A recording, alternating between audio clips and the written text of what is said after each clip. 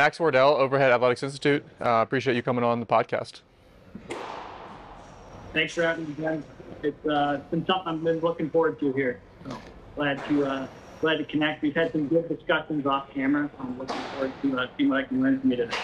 Yeah, you're definitely one of the few guys who I really respect your medical opinion, specifically as it relates to throwers. Whenever we have a kind of problematic case where we just aren't able to kind of make progress with that guy, you're definitely one of the resources that I consistently go back to. So I want to thank you for that, just being a good resource. But I think a lot of people who haven't kind of dove down all these rabbit holes on as far as injuries probably haven't heard of you. So for those of our viewers who haven't heard of you, could you kind of give some background? How did you get into baseball pitching? Kind of go brief background of your own playing career, and then how did you get into PT and ultimately the education side of things, and why did you decide to specialize in working with pitchers?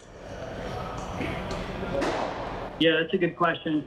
I loved baseball growing up. That was always my thing. I played other sports, and I can't say that I particularly had a knack for any athletic skills besides good hand-eye coordination. So my dad was a college baseball player, and he was a great baseball coach. And a lot of people don't like being coached by their dad. My dad always kind of was an assistant coach. He never wanted to be the head coach, but he was the skills guy. He teaches all this stuff. And probably the best baseball mind I've ever known was my own father, so that was great growing up. And he was a school administrator and a teacher, and he coached high school sports for a while. But once I got into sports, my brother and my siblings kind of picked up more recreational activities as well.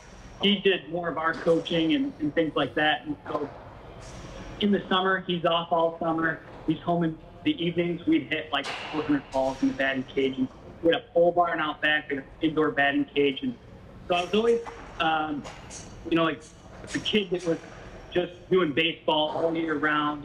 And my dad was trying to do the best he could to coach me, to get me to the highest level I could get. And I was willing to do the work. So we invested in Ron Wolforth's program when it first came out. With the athletic pitcher or the combat pitcher. Yep. I can't remember exactly. Yep. We got that program, and I did that thing religiously. And my performance improved with all these little things we did. We did some Tom House stuff. I kind of experimented with all these different things. And I ended up pitching in college. Pitched 2 years in college. Tore up my shoulder pretty good.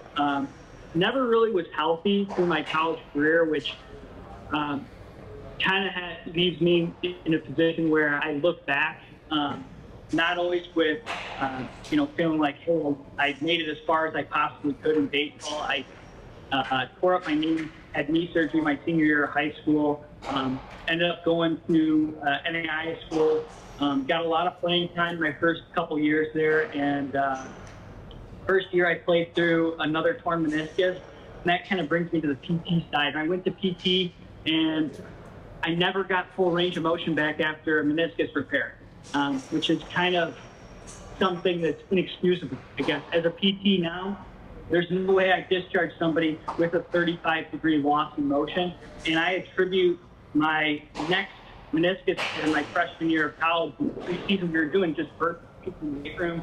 It was kind of just a general conditioning thing.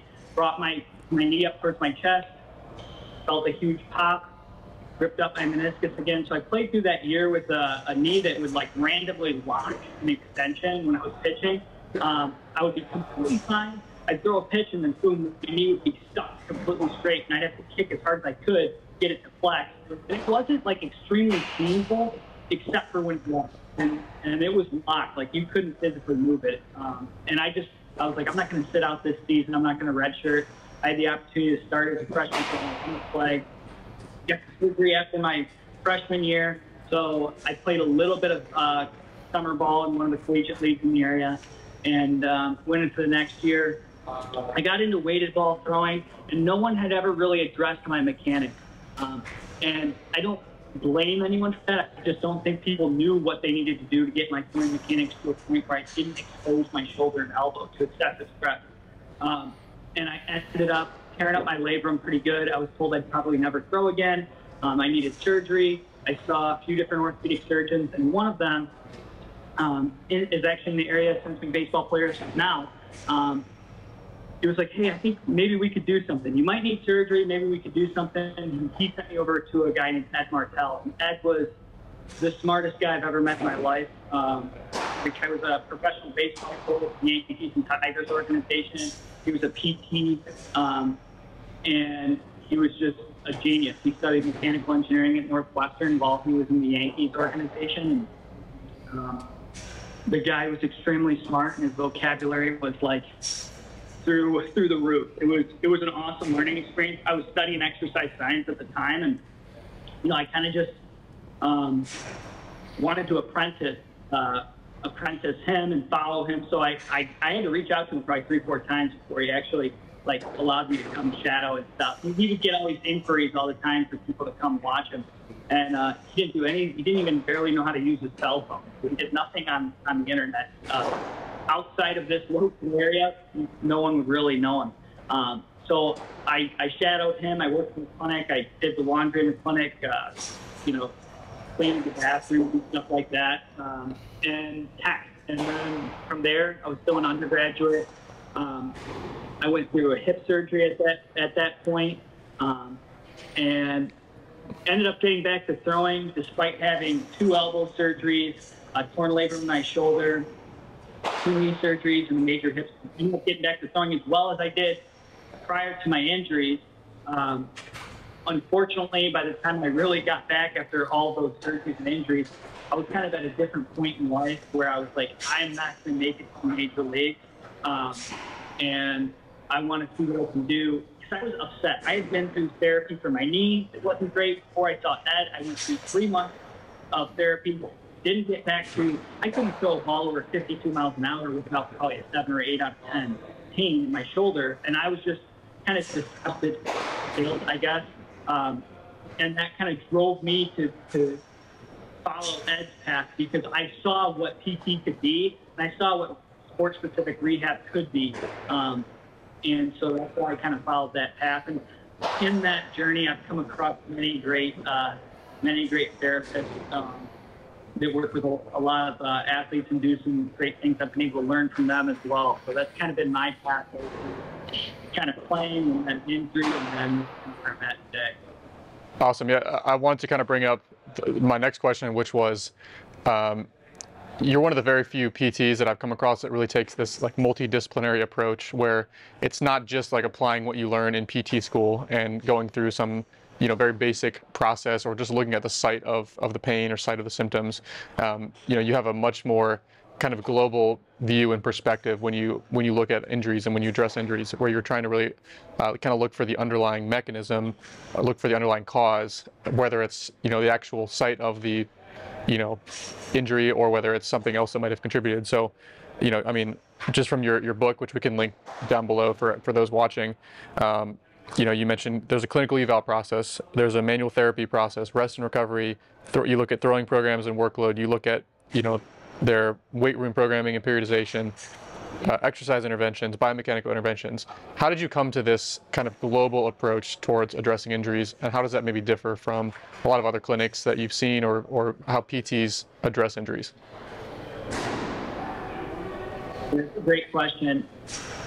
What's interesting, I guess, in my pathway of learning is when I met Ed had this advanced education in physical therapy. It's called OMPT, and there's different types of OMPT, orthopedic manual physical therapist. Actually, the school I went to is one of the top for a certain type of physical therapy that's very joint-specific physical therapy, and it's got a lot. There's a lot to it, but there's a kind of fellowship. It's kind of, I don't know if I'd call it a residency or a fellowship, and it's a postdoctoral program. I've gone through that, so I have learned a lot of the stuff on localizing symptoms and differential diagnosis of musculoskeletal conditions, kinetic approach. I've learned a lot of that, especially related to the shoulder and the elbow prior to going into PT school, which was great for me. But at the same time, I learned so much from Ed as far as kind of gross body biomechanics or how the whole body works from a biomechanical perspective, because he had studied mechanical engineering. He relayed a lot of that info to me.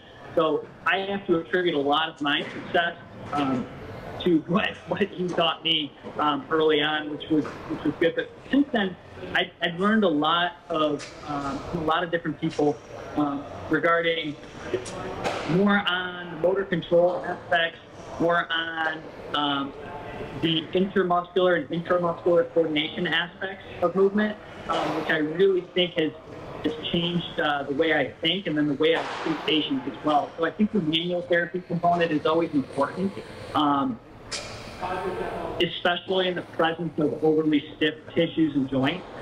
But I think that becomes less so important unless you understand how that integrates into the whole movement, which is kind of intuitive if you think about it, but that's not how many people treat. And part of the reason that a lot of people don't treat in that manner is because they either don't understand the full movement and how one movement somewhere else in the body that's far from your injured tissue then correlates to stresses or loads on that. So say your UCL, how could ankle flexibility on your drive leg correlate to UCL injury? Or how could, say,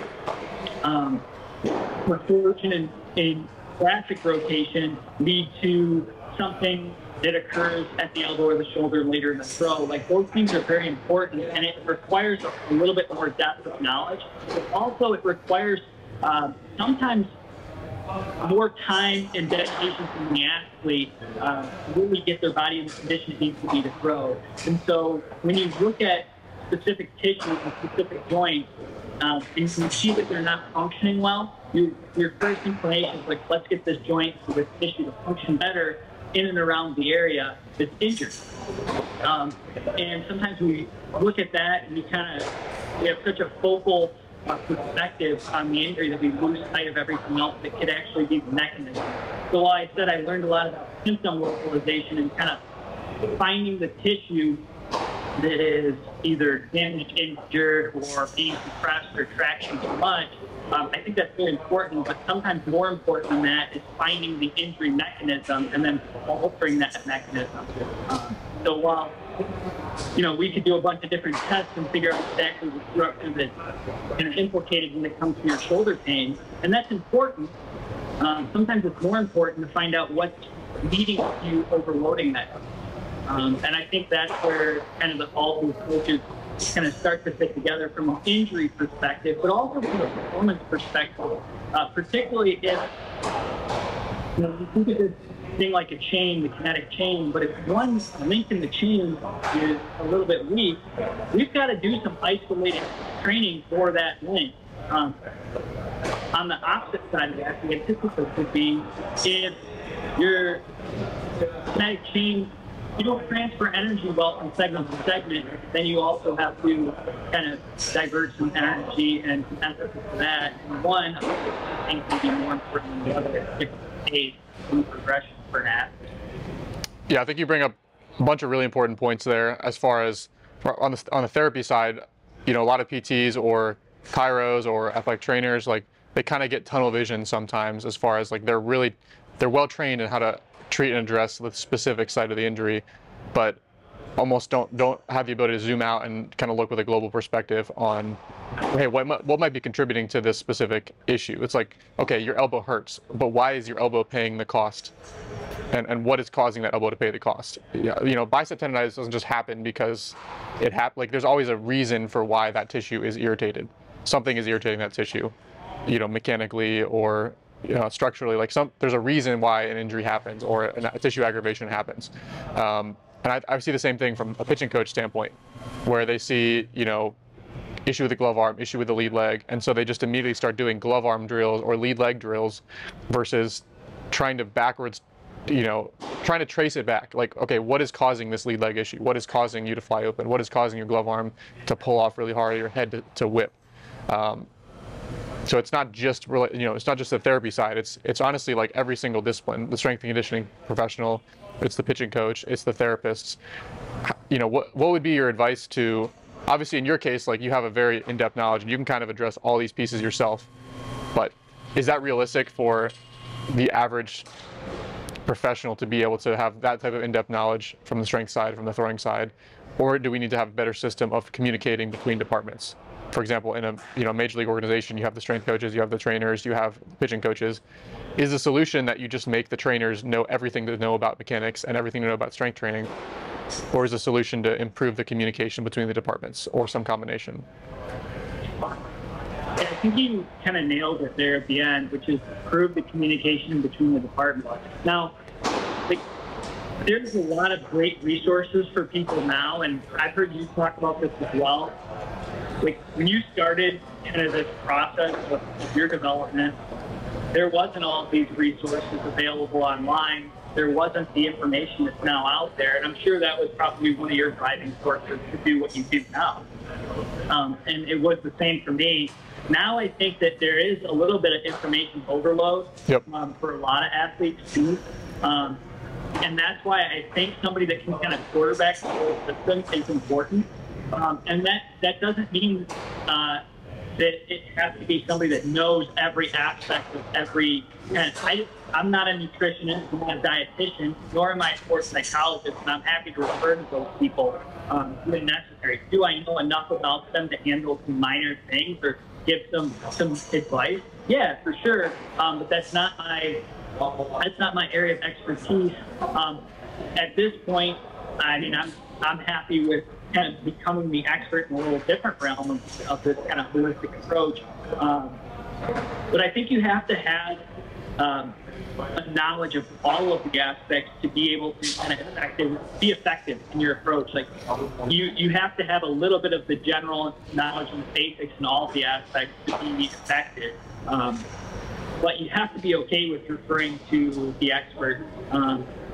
Like, for example, you know, you get some sort of complex case in there. You get somebody with a congenital hypermobility syndrome, like Ehlers-Danlos syndrome, and there are nutritional considerations there.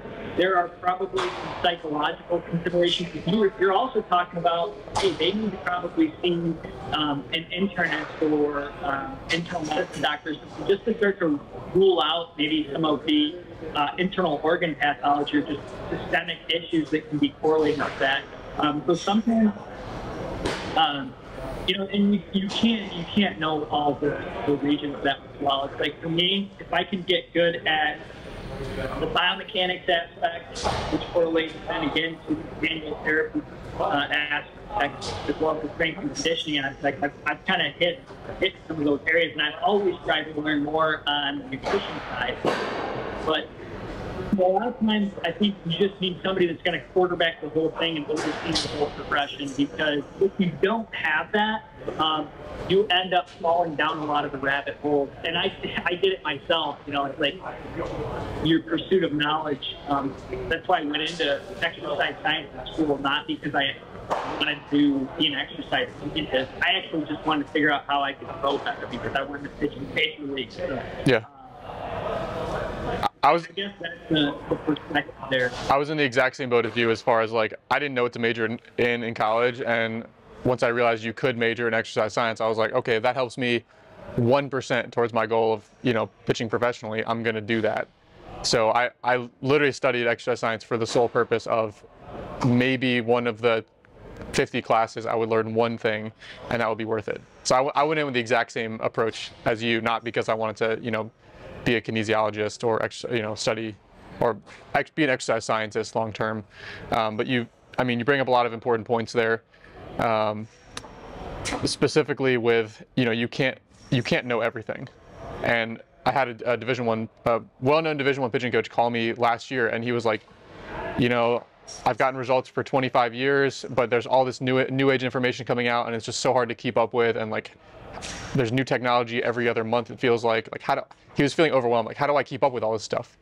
And I was like, look, you don't need to know everything, but you want to be able to build a team around you that can deal with these different issues and that are versed in these things. You need to just know enough to be versed in some of these other things. Focus on your niche, focus on what you do best, know enough about, the TrackMan, the pitch data, the analytics, so that you can have those conversations.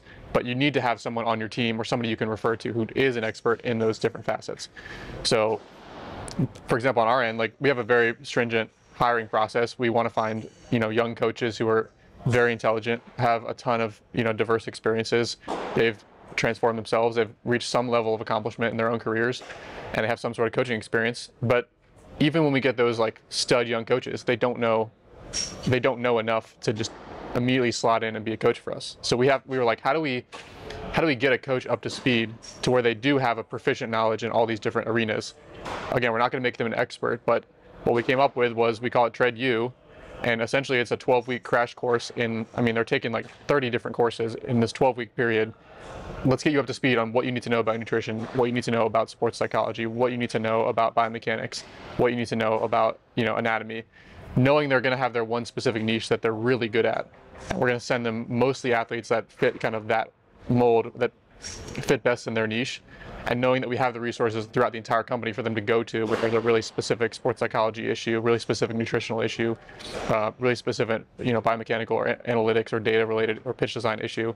So I guess that would be my take home message. We completely agree, is you can't know everything, but I view myself as in that kind of quarterback role. I think you view yourself in the same role, where I have a very broad knowledge of a lot of things, but I wouldn't consider myself a nutrition expert. But I know how to help a guy gain 50 pounds or help a guy drop 20 pounds of fat and do it very efficiently. But I wouldn't, I'm not going to consider myself a dietitian. I know enough about sports psychology, having pitched at a high level, but I wouldn't consider myself a sports psychologist. But you know enough in that role that you can sniff out the BS and you can figure out who are the experts and who to refer those people to. I can tell the difference between a PT who has no idea what they're doing and a world-class PT, between a surgeon who's just like your everyday run-of-the-mill surgeon and the best in the world surgeons. So I guess that would kind of be my take-home point, is find your niche. If you're a coach listening to this, get really good at that, and it's okay to have just a general knowledge to be able to communicate for those other niches. But it can't just be blinders on, don't ever think about nutrition, don't ever think about sports psychology, because then you can never actually put all the pieces together and see it from a bird's eye view. 100%. 100%. One of the individuals that I've done a little bit of work with in the area, and I try to send people, he's a little bit busy right now, so he doesn't take on new clients, but in talking to him, his area of expertise is nutrition. However, he started off, which is a cool progression, as a strength and conditioning coach at a local city. So he has a pretty high level of knowledge when it comes to strength and conditioning. But when it comes to the biomechanical growth, he knows enough to say, hey, I take the kinesiology, I have a kinesiology food, but this is a complex movement, and here, let's see somebody who's the expert when it comes to that, when somebody has those specific problems. And I think that's the way to go. So you could kind of fall into any one role, and maybe your expertise is more on the nutrition side. That doesn't mean that you can't quarterback the whole system for the athlete, or whatever your area is. And I think what happens when people end up injured is they don't always have that individual, and a lot of times that's because they went to a place where they're just getting some kind of, like you said, run-of-the-mill type of rehabilitation, or they're just doing a general strength and conditioning program from the guy down the road who's just a personal trainer and who has 2 clients for a baseball player or whatever. That's very different than, say, accessing somebody who specializes in your area, and then utilize that. It doesn't mean that you have to constantly be enrolled in some sort of training program at a facility. Then that's not always possible, but it's good to have a system that you're working in. And that brings us to another point, which is you can't just start randomly doing exercises. You should have a structured program that you follow over the course of time to get to where you want. And that doesn't mean that program doesn't change as you kind of progress along, but you have to have some sort of structure. A lot of the research that's out there on weight involved, that's out there on long toss, that's out there on any of these programs, one thing that people fail to take into account when they read the research is a lot of these athletes were never on a structured program before they got into the research study, and now they're finally on a structured program. They're going to get better. It's like you're not doing anything. You're gonna get improvement. I could put you on a diet that's not that great of a diet, but if you are just kind of haphazardly eating, or eating Cheetos every night, and whatever else, if I put you on any sort of structured plan, you're gonna see improvement. And so I think that just brings us to the kind of, on a different rabbit hole. I get going in all these different directions, but on a different rabbit hole, like, you got to be a little bit critical of the program that you're going to put yourself on too, and not just kind of because your buddy threw a little faster doing something specific. Your buddy might have gone faster if I had him run a mile a day because he was sitting on the couch for a year prior and not doing any exercise at all. That doesn't mean running a mile a day is a pretty good program to get yourself in shape to hit. Yeah, and unfortunately for a lot of younger players, they don't realize how much time is of the essence until it's a little bit too late. Like, I didn't understand at 15, 16 years old, like, crap, I only have 4 years to like get myself in a place to be like to pitch at a high level in college. Like I like, there needs to be a sense of urgency, but I didn't realize that. I was like, it's too much money to go to this pitching instructor, or I thought I could just do it myself by like reading bodybuilding.com articles and like following free programs from T Nation, and I didn't have that sense of urgency at the time. And years later, I look back and I'm like, man, if I could just go back to the 15-year-old me and be like, look, you have one chance to get this right, and you can either wing it and try to do it all on your own and just take yourself down all sorts of rabbit holes, get injured a bunch, make a ton of mistakes, or try to find a mentor, if you want to call it a coach, mentor, whoever, who's been there before, who's done what you're trying to do. It just massively speeds up the learning process, and there's always going to be some aspect of trial and error to training. Like, nobody just has like the perfect plan, what's going to work flawlessly for everybody, but it massively just speeds up that trial and error process. You don't go down all these random rabbit holes of whatever, doing distance running to try to gain velocity, or using all these random tools to try to gain velocity without structure. So to piggyback on that, I think having a sense of urgency is extremely important, but a lot of younger athletes just don't really realize that. Oh yeah, 100%. What's kind of interesting about that is, like, with the peak time, and I love working with high school guys. When I first started working with athletes, I was like, I want to work with the college guys, I want to work with the pro guys. I actually, most of all, love working with the high school guys. Number one, because I find they're most people. And that's not to say there's not pro guys and college guys who aren't. But I find that they're just, they're not going to question it. They're just going to do it. And sometimes that's good and sometimes that's bad. But I love working with the high school guys because they're at that stage where they're 15, 16 years old. There's so much that can be improved to make them better. And they're really willing to do it, which is awesome. And so I would say if you were to say, hey, you can work with only one group of athletes, I would probably choose the high school guys. I still have a lot of athletes in college and pro, and I have a lot of youth kids really young that I love working with too. But like the high school guys, and that's the prime time for development. That's when you have, the ability, you can drive. You can drive yourself to the local field. You can work and make a little bit of money so that you can get a gym membership and do what you need to do at the gym. You don't have the equipment at home or whatever. Like, that's when you start to have the ability to kind of hit all facets, and you have to kind of, you can develop the discipline to do those things. And that's why I love working with the high school guys, because they're like a blank slate. I love getting them before they're injured. Unfortunately, probably half the guys that I see are injured. The other half are looking for some sort of performance benefit. I like to get them before they're injured. I want to prevent those injuries, but unfortunately, sometimes that's not always the case.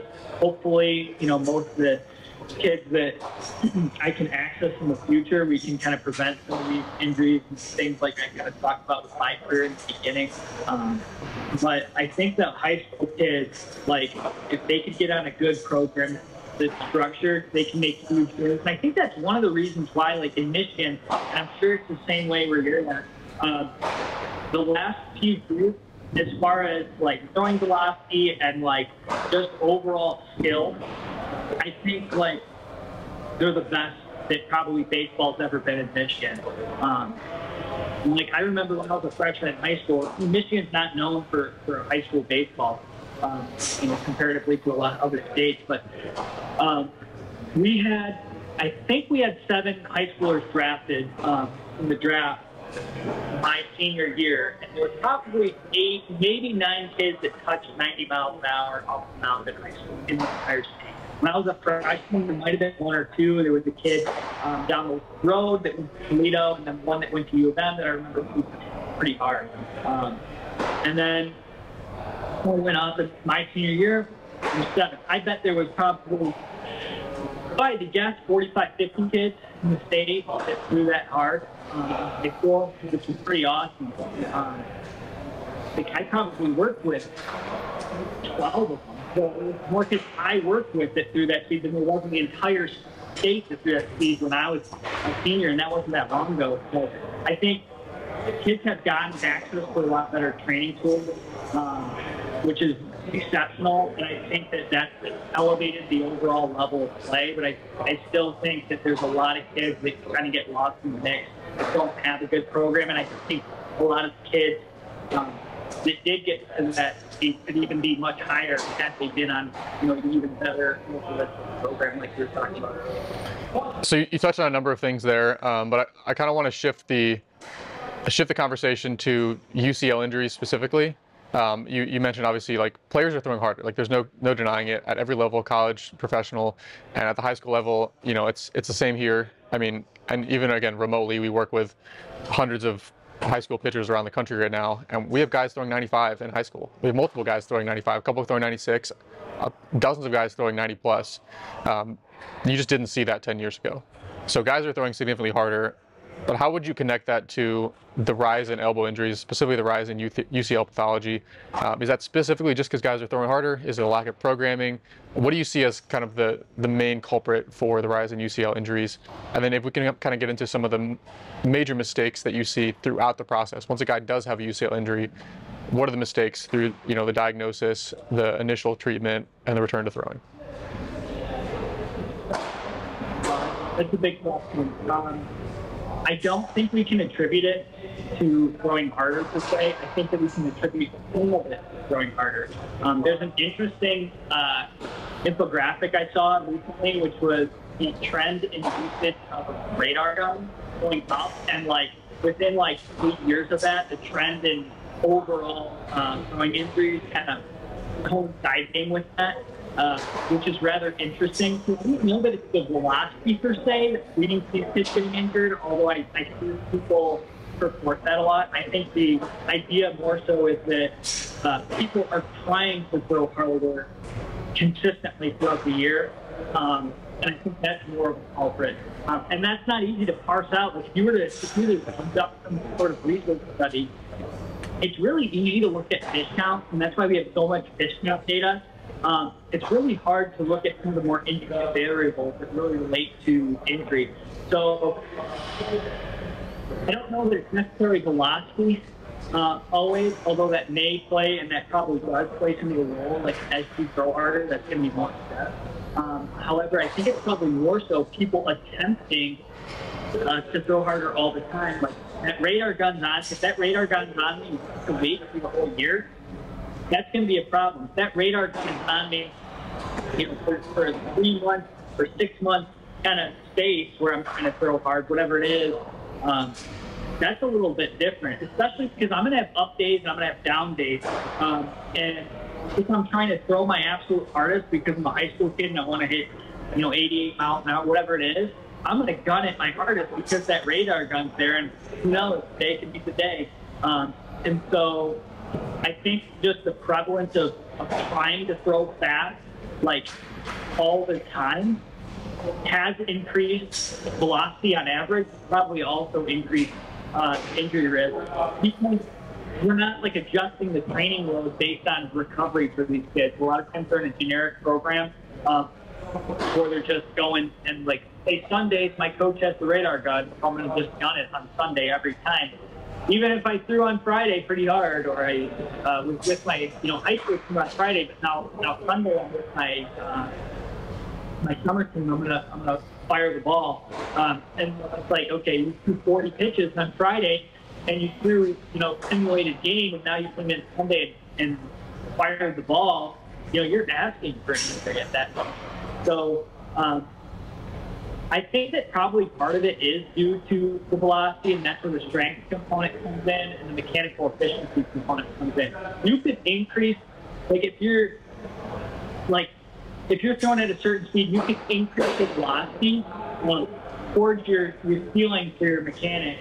And if you're throwing with inefficient mechanics, and you keep those same mechanics, and now you're throwing 3 miles an hour faster, because of whatever reason, whatever type of, maybe it was just been training at a higher intensity, you're going to be at a higher risk of injury. But if I increase my strength coincide with, especially my rotator cuff strength and strength around my elbow, to coincide with my velocity increase, and simultaneously working on improving my mechanics over the course of time, I don't know that velocity increase really correlates to increased risk of injury. And that's, you could say it does, but at the same point, I don't think there's any more evidence to say that it's purely velocity versus what I just said, which is if you're not increasing your strength, you're not increasing your muscle performance, you're not increasing your mechanical sequencing at the same rate that you're increasing the velocity. Yeah, that's why you can see guys like the Roll and Nolan Ryan. I mean, Nolan Ryan did have one injury early in his career, but look at these guys. They throw gas and they're completely fine. So there's a number of guys like that. So really, really hard. No history of injury. But I think more so the guys that get injured are those guys that were maybe average velocity. The only thing they did was try to throw faster. They gained 3-4 mile an hour bump. They didn't improve any of the other metrics. Now they're laid up. Yeah, you make a really important point there about different ways to gain that velocity. So a guy that throws 85 now gets to 90 miles an hour. It's not that 90 miles an hour equals some constant level of, there's not a constant injury risk for throwing 90. Because if you take a guy and he gets that 5 mile an hour jump from improving mechanical efficiency versus he makes that 5 mile an hour jump from gaining 20 pounds in the weight room and getting a lot stronger, or he gained that 5 miles an hour from just doing a bunch of running guns, which I'm not saying running guns are always bad, but just from the intensity going from 95% to 120% effort every throw. Those are all completely different ways of getting that velocity. So what's going to be the most sustainable way to gain that velocity? Well, mechanical efficiency and strength are probably the more sustainable ones, and you're going to have proportionally lower injury risk. If you take a guy who's flying way open, pulling really hard, not using his lower half at all, and fix that, his velo might jump up 5 miles an hour, but the stress on his arm might actually go down, potentially. And if you get him significantly stronger, he might throw harder, but his ability to handle that stress is significantly higher as well. Because now his flexor pronator is able to handle that valgus load, his rotator cuff is able to handle all that load through his shoulder. I like to tell guys, we can always get 2-3 miles an hour out of almost anybody just by cranking the intensity dial up to 120%. Teach them how to go from 95% to frothing at the mouth, true 100% max effort. You've got 2 miles an hour in there. You've got 2 miles an hour in there if you pound 3 energy drinks, get a crowd around behind you. Almost everybody has that, but that's the icing on the cake. That's the very last step. If you just layer that intensity on top of really bad mechanics, really bad movement patterns, really low strength levels, you're just asking for injury, because you're basically just taking this Toyota Corolla and flooring it and driving it super hard around the racetrack, versus taking some time, fix your mechanics, fix your patterns, build up that into a true race car, to where you can actually manage driving it like a true race car. Yeah, I'm on the same page as you 100% there. I just had an athlete that came into the clinic injured. I worked with him when he was really young, and we worked together a little bit. I think he had lower leg shoulder, which is basically inflammation or a separation of the growth plate in the shoulder. And he might have been 11 years old, I'm not sure. He just came back in at 17 years old. I probably worked with him 3 or 4 times when he was young. just gave him some basic stuff, said, hey, keep working on this, gave him some exercises on some throwing progressions with this throw. Of course, he did it for probably 6 weeks, and then he felt good, and hey, whatever. So he was throwing well when he was young, like a young high schooler. Was throwing really hard. I don't know exactly how hard, but he was throwing hard. He started to notice a velocity dip, and he was doing a lot of weight training, just like bodybuilding style workouts, and started noticing a velocity dip. That velocity dip continued to the point where he said he lost 12 miles an hour from 1 year to the next. To me, that's like the biggest red flag you could have ever waved.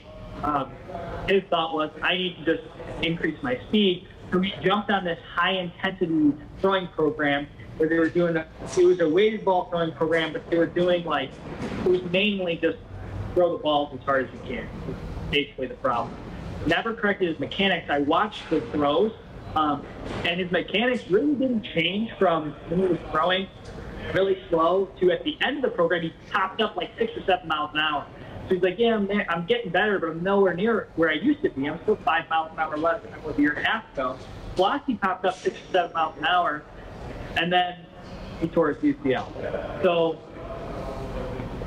I mean, the issue for me with that is like you could have probably improved your mechanics and maybe a little bit of shoulder strength and elbow strength. Who knows? This kid might have been back up to 12. He might have been throwing harder than he was the year before he ever jumped on the program. So he just threw intensity into the mix, and he got a big bump, probably because a lot of kids just don't throw hard regularly enough, especially, I don't know that that's always the issue in college or at higher levels of games, especially the high school kids. Like, if you want to throw faster, you got to throw faster. It's the same thing. You want to sprint faster, you got to sprint faster. He probably wasn't doing any of that, and his velocity was going down, started just throwing in intensity. And who knows why he was compensating the way he was compensating with his throw, but you can't just put intensity into the net and expect to, improve your performance over the course of 6 months or a year. You've gotta start getting these other aspects. And the biggest one for me is the mechanics of the throw. That's just, I would say, the most important aspect, especially for those types of parents, it's the most important aspect hit. Now, if you're throwing 95 miles an hour, it's probably, you might have some other avenues that are more important for you at first. It's hard to throw 95 miles per hour with really poor mechanics. It's easy to throw 75 miles per hour with really poor mechanics. So the lowest hanging fruit for the guy at, the major league level or the guy that's in college that already throws really hard might be a little bit different. And a lot of times, you should, I would almost go as far as to say, as long as you throw a baseball, you should be doing some aspect of shoulder and elbow conditioning, some arm care programs. But more importantly, if you start to increase your throwing intensity, like you have to have a stable foundation and a stable base. And that goes as far as movement proficiency too. It's not just shoulder and elbow strength. It's also hamstring flexibility. It's also thoracic extension and rotation. It's also all these other aspects of movement that you may or may not be deficient. And that's why I think an assessment is very important too. 100%. And okay, let's get to your assessment process in a minute here. I do want to kind of go back to the biggest UCL injury mistakes piece first, specifically with diagnosis. So player initially, he feels pain in the medial elbow. Maybe it's sharp. Maybe it comes on gradually. Maybe it's all of a sudden. What are the biggest mistakes that a high school college player will make once he suspects there might be a UCL injury? Like as far as training wise that leads to the injury, or you mean like after the? As far as actually getting an accurate diagnosis. Okay. I would say that's a tough question because I do think it varies.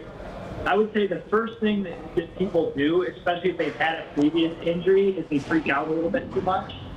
Just because you have a little bit of elbow pain doesn't mean that, especially if you've already had an injury, you're a little bit hypersensitized to pain.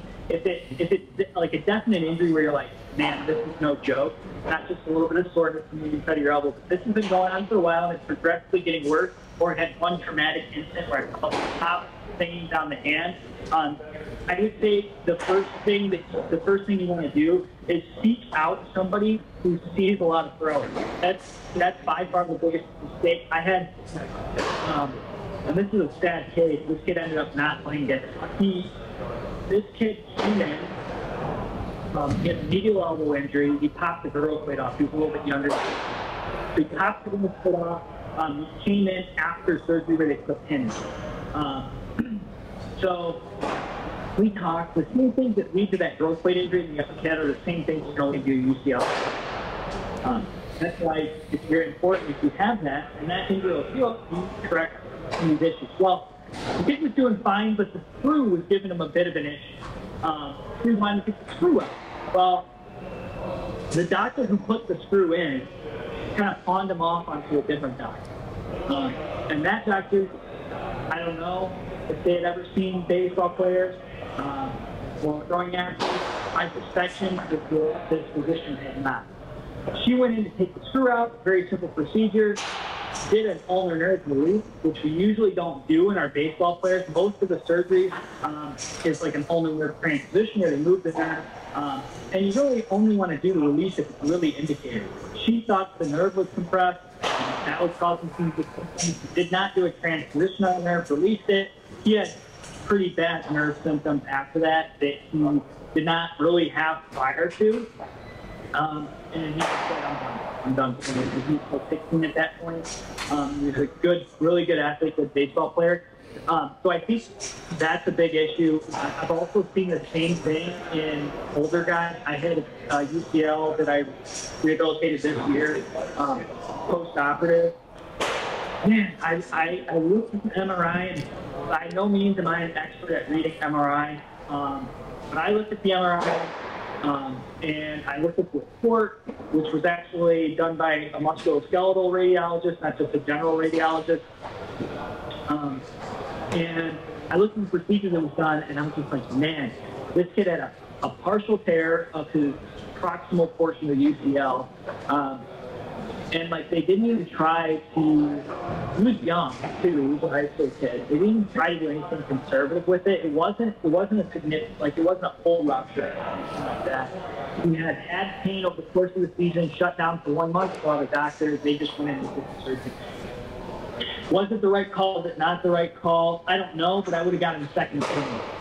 So I guess that's when it's fine-tuned that really sees a lot of throwing injuries, first of all, and then don't be afraid to get more than one opinion. And if you have a good surgeon and you ask them, who would be a good second opinion?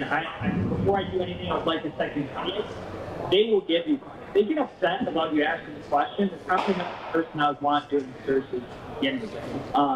So I think those are the big things. And that person that could look at it right off the bat could also be a physical therapist. I see quite a number of those, and then I can kind of triage and send them in the right direction, and maybe give them some good advice too. But I wouldn't be so quick to necessarily get surgery, and I definitely wouldn't be quick to get surgery without getting a second opinion, or maybe sometimes a third opinion.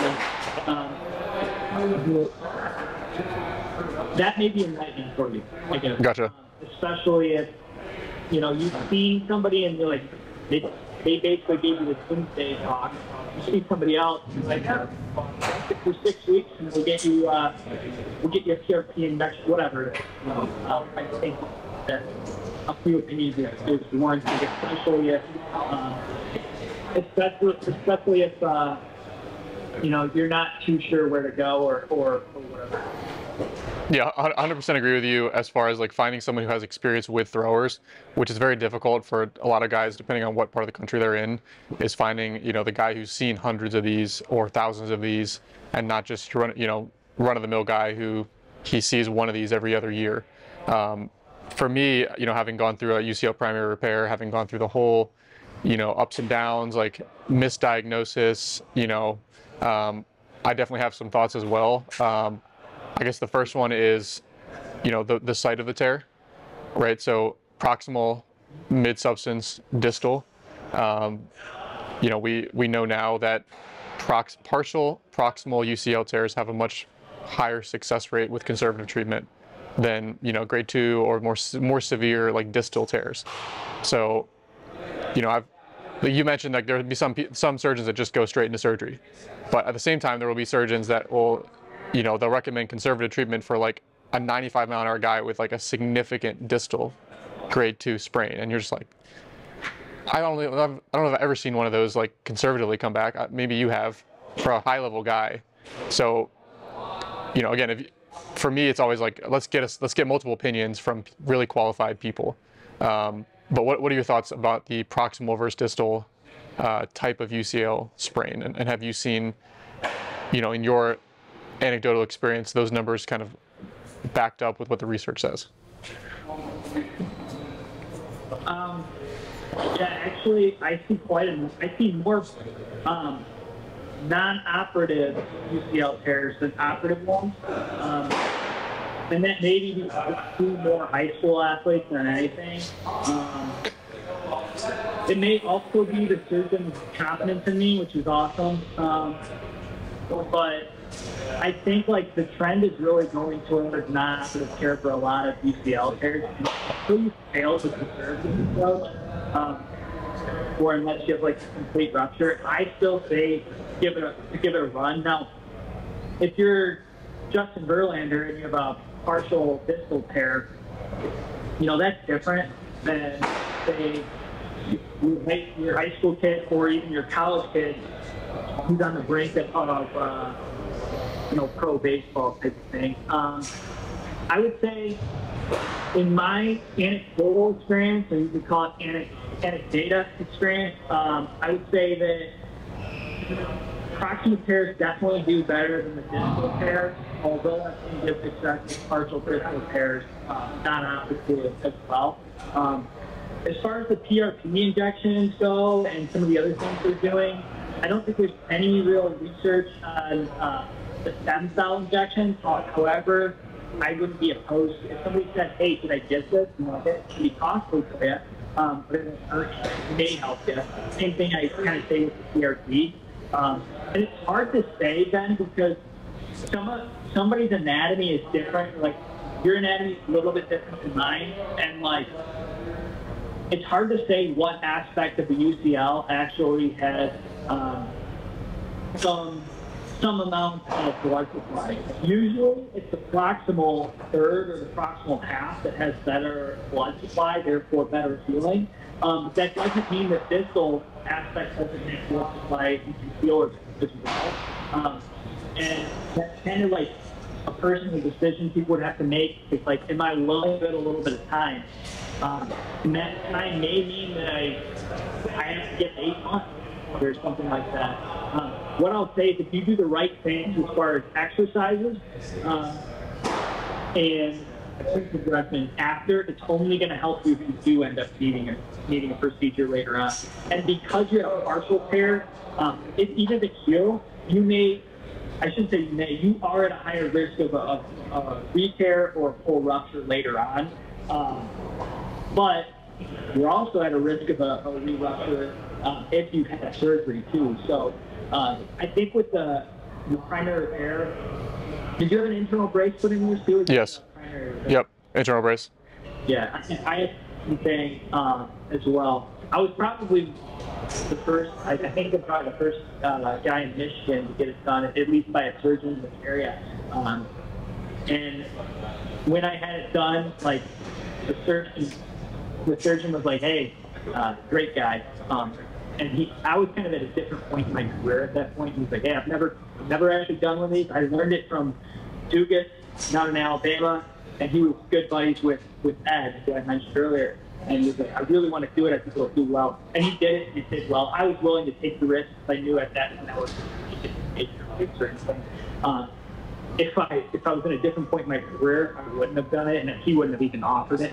But with the advent of that coming around, I think that like the outlook for partial tears, especially distal tears, really looks good. And that's what I had distal tear, but I had a full avulsion. And I think if you have a full avulsion, I don't think that there's a big, whether it's proximal or distal, I don't think that there's a very big chance that it actually heals. And I think depending on the size of the tear and the location, it can change. Some people have better blood supply than UCL. You may have a low-grade partial tear, the proximal aspect of the ligament, and it may never heal, unfortunately. And we don't know necessarily why. It could just be your anatomical variation when it comes to the small little arterial that comes to supply those ligaments. 100%. Yeah, I always tell guys, like, it's a very, like, personal, individual decision you have to make and weigh the risk reward of spending 4 to 6 months trying to rehab this. But if it doesn't work and maybe you need full TJ, now you're at 2 years versus, you know, maybe you are eligible for a primary repair and you could be back in 6 to 8 months versus potentially it being 2 years. But there's also a chance that it does work. So it's just a very individual decision. Getting multiple opinions is usually the best course of action. And you can kind of go from there and make your own decision based on your level, where you're at in your career. I know for me as well. Go. What'd you say? Before we lose that point, just if I could interject one thing, Yep. sorry to interrupt, is don't, when you go get the opinion, if you're any athlete listening to this, look for a specific opinion that you've already made up in your mind. You know, be open-minded. I think like a lot of people are looking for a specific opinion, and that's why they go, like, I really want this thing, but I'm going to shop around until I get it. I'm going to tell you, if you're just a normal Joe, you're an athlete, you don't know more than the surgeons know about this. So be open-minded. And if you get a few people saying one thing, and they're people that really kind of specialize in this area, work with throwers, you might want to take their word for it. 100%. And then one other thing that I just wanted to throw in here too, because I dealt with it, is, you know, for me, it was 8+ months of like trying to rest, rehab, return to throw, you know, didn't work. But my MRIs were always negative. Like, they never showed a torn UCL or UCL sprain. But I could tell it fit, like, to a T. It fit everything. Like, it was sharp pain right over the UCL. You know, it would calm down after a few days or after a week. It would only be there above a certain threshold. No pain with gripping, twisting, you know, pronating into resistance, nothing like that. So I was like, this it's got to be UCL, but it was showing up negative. For me, the way they diagnosed it was with a diagnostic ultrasound. I know, you know, you certainly will use that and refer guys to it as well. But, you know, at least my advice with guys, if they're in this situation where it seems to perfectly match up with UCL, but it's a negative MRI, is, hey, MRIs don't always show, especially if it's on that kind of borderline. An MRI is not always going to show a tear. If it does, you know, you can be certain. But if it doesn't, a diagnostic ultrasound is another way to look at that ligament in real time. So maybe just speak to that real quick as far as how you see diagnostic ultrasounds fitting into the equation. Will you always recommend a guy get one in conjunction with an MRI, or only if they have an inconclusive MRI, and then kind of refer out to that? Yeah, I think like the dynamic ultrasound will become more standard of care for certain things moving forward. The tough thing with them is that they're very dependent upon the person who applies them. And if you don't have somebody who's skilled applying them, you're not going to get, you know, an accurate diagnosis, because there's wand movement and there's movement of your arm while they do it, and then there's the actual reading of the ultrasound, which is the way ultrasounds are read is layer by layer, which is the opposite of kind of cross sections that you would see from CT or from MRI. So it's an interesting imaging tool, and there's a lot of emerging data that's coming about on it. You know, one thing with those, especially with mid-substance tears, you'll never get with an MRI is that as they stress it, you may not have a rupture. You may not even have a quote-unquote tear in it, but it may be overstretched. You may have some mid-substance degeneration where that ligament is kind of broken down over time, and now you have laxity in the joint where there's too much play in your joint. And when there's too much play in the joint, you're going to have excessive stress on other areas of the joint. So you may have lateral side or pain on the outside of your elbow, and you may think, man, there's something going on the outside of my elbow. Sometimes that's a result of excessive motion on the inside of the elbow, and they may not pick that up with an MRI, particularly if you've had a period of rest where you haven't been throwing, and now we look at your MRI and we don't see inflammation around it, that appears to be intact, there's no stress being applied to it. versus when we do an ultrasound, we see that that thing opens up way too much. That's a sign that, hey, there's a problem. There's some insufficiency in this UCL. And sometimes that'll go away with time and rest. Often it doesn't, especially in your older, more mature athletes when you get to your 20s and things like that. So I don't know if it'll ever become standard of care, but I think for some things it probably will become standard of care, where we just say, hey, MRI, ultrasound, especially for a higher level athlete. Now, if you have a full rupture on your MRI, that's not going to change on your dynamic ultrasound. But if it's somewhat inconclusive, or there's a little bit of a partial tear, or we don't exactly know, it may be a good idea, and that's something you could ask your surgeon about. Some surgeons are more open-minded to your input as a patient, and say, hey, you know what, it's going to cost you $400, but do it. And if money isn't an issue for you, you know, then you always have the option of doing that as well. But I think that it's a very valuable tool, and it also gives you the possibility of looking at the ulnar nerve when you do it, and seeing if the nerve subluxes at all, if the nerve is being compressed at all, as it comes to that cubital tunnel on the inside of the elbow. So it can give you a little bit more look at things than say just the MRI could give you. And there's different MRI machines too, and sometimes people just go to the run-of-the-mill MRI place down the road, which has machines from 25 years ago. And our technology is advanced. I think it's older research, maybe 2010. I would have to double-check this. I did cite it in a paper that we wrote on shoulder instability. But I want to say, and I don't know if I cited it, but we did research it. I want to say at the time that MRI was about, on average, depending on the tissue, you're looking at 74% accurate in diagnosis, essentially. So it's not always accurate. Now, it has improved. The clarity of the images has improved a lot, and we've seen that being the diagnosis of things that we can see getting diagnosed properly before. So getting to a place that has a newer MRI machine is good too. Most of the places are kind of renovating those things, but depending on where you go, you might end up with an MRI that's blurry and you can't see well. And it doesn't mean that your UCL is not torn or whatever else. It might just mean you went to a place that's in a crappy machine. Likewise, if you move and you're claustrophobic, that's going to distort the images as well. So you can't place 100% certainty on any of these things. I've had people that, hey, you have a rotator cuff tear, or you have a UCL tear, they go in. I had a kid last year that went into his elbow and it no tear at all. It's only a complete tear. And it looked like a complete tear. And I had an ACL, so I do see a decent number of those on the clinical side just for PT. And I had a kid that was diagnosed with a meniscus, a significant meniscus tear. I looked at it. It looked exactly like a meniscus tear. I had another surgeon look at it and go, yeah, he tore his meniscus. And the individual, the surgeon who actually did the surgery, who's very renowned for ACL surgery, said it's a meniscus tear. They went in the knee, there was no meniscus tear. So there are those too. They're becoming a lot more rare.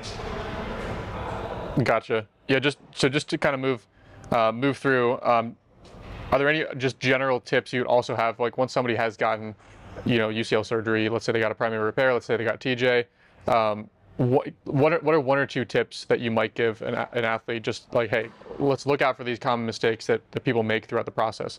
For me, it would be, make sure that you're addressing the scar. To, don't just like work on range of motion at the wrist and elbow, but like make sure you're actually working on the scar so that nerve doesn't get all tacked down. For me, that was an issue.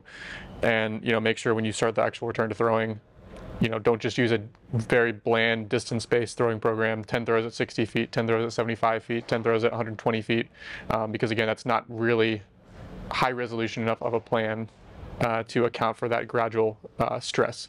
So those would be like my two tips for guys who do get the surgery. But are there any really common mistakes that you see once they are starting that 6 or 12 or 18-month return back? Yeah, I'll give you two. One from a rehab perspective would be you have to get your elbow extension back to full, and flexion for that matter. You've got to get your range of motion back to full. One of the big risk factors for injury is a preclusion range of motion, whether that's flexion or extension. And a lot of times I see guys go back without full range into extension. So they end up changing the way they throw as a result of the lost elbow extension range. And then they end up putting themselves in positions that are going to cause injury when they get back to throwing. And also, they get a little bit of impingement because they don't have full range of motion. The joint's impinging a little bit, and then they get pain, and they can't stay steady with their crutch and getting back. So it messes them up on all fronts. So that, and then I would also say make sure you're addressing any mechanical contributions to your injury. And there always are mechanical contributions. You can always be more efficient. And that's the best time to work on it because you don't have games to get ready for it. You don't have anything. You just have to throw. So make sure your throwing mechanics are good. And that means making sure you get a set with somebody who understands the mechanics of the throw from an in-depth perspective, and then can ultimately teach you what you need to do to get your throwing mechanics better over the course of time, as opposed to sitting on a bucket and saying, your elbow's too low, get your elbow up, or stay close. You know, those things are largely worthless, I guess. You really need something that's a little more systematic than that. I think it's a huge mistake to just follow an interval throwing program. Even a more in-depth one that gives you, velocity percentage, whatever it is. Some of these programs have improved quite a bit from a workload management perspective, rather than just giving you 60 feet for 30 reps, 90 feet for 30 reps. Some of them have improved a lot from the programming perspective, but you definitely need something that's going to work on mechanics. Because you're going to have compensations that happen as a result of the injury and as a result of the surgery and trying to protect your arm. You're also going to have compensations that have occurred prior to that probably have contributed to your elbow injury to begin with. And I think that those 2 points are true. The elbow extension component and the mechanics component are true to shoulder injuries as well. I don't think that they're only related to the elbow. Losses in range of motion at the elbow can also correlate to shoulder injuries as well. Yep, 100% agree that the silver lining to any sort of major elbow issue or shoulder issue, when you do have to go through a months-long return to throwing program, is that is the perfect time to revamp or repattern any sort of mechanical inefficiencies, because you can really start at 30, 40, 50% and gradually work your way up and make sure that you've got it down slowly. So it perfectly builds in this opportunity to revamp a lower half or arm action deficiency. But my kind of question off of that now, to move on from UCL rehab specifically, to when do we know whether we should actually make a change to an athlete's throwing patterns? Because a lot of what I've seen is like some of the quote-unquote flaws that may seem apparent as flaws, sometimes that's just how a guy seems to throw, or might actually be like something that makes him really unique, which gives him that funky movement, it gives him that deception, it gives him that crazy horizontal sweep on his slider. And granted, like that's part of that is my bias from working with more higher level guys who have they've elevated themselves to like a really high level, but a lot of them are very funky. How do we know when to just immediately go in and change their arm action or change something with their lower half, versus how do we know when to like sit back, okay, maybe that's an inefficiency, but maybe that's also what has made him successful, where we're not necessarily going for 100% maximum efficiency, arm perfectly on time, 100% spin efficiency. Like a lot of the guys in the All-Star game don't have 100% spin efficiency. They don't have the arm perfectly on time. They're doing something a little funky, a little off, and that's creating this crazy seam shift movement. That's creating the crazy, sweep on the slider. That's creating the deception. So talk through that. Are you automatically going to make a change if you see the inefficiency, or are you going to take into account the level of the athlete, youth, high school, if they've had a huge recurring injury history or not? How do you think about making those mechanical interventions? Yeah, that's a great question. And feel free to interject at any point if I start to get long-winded here. With youth guys, you've had injury, you're 12 years old, you haven't had enough time, I don't think, for this herky-jerky movement or whatever it is, allow you to be successful. Like you're facing 12-year-old hitters. So I don't think we can place much value on your inefficiency being valuable to your performance at a young age. And so I am much more apt, especially in those guys, to alter their mechanics. So when it comes to young guys, particularly young guys that have had injury, I am very apt to work on improving their mechanics, so that they don't start to hit some of those blockades in performance, in susceptible positions for injury. And I think that's particularly true up through the point where your growth plates start to fuse. So in that population, yeah, I'm very apt to correct their joint mechanics or improve them over time. And I think that even in the guys that you're talking about, which is a different scenario, I think there's ways to improve their joint mechanics that don't necessarily take away some of their funkiness or things that allow them to be successful. And that may not be me drastically or you drastically changing their joint mechanics, but that may be by you teaching them to control their core better as they throw. Or if they get stronger in their shoulder, that can change the pathway that their arm follows to throw. So I would say if you've had an injury that continues to occur, that's a no-brainer for me. You're going to have to make a change in some aspect. Now, if you said I'm a major league pitcher and I throw in this way and that's what allowed me to be successful, I'm going to try to figure out a way for them to continue to throw in that manner and get as much out of their career as they can.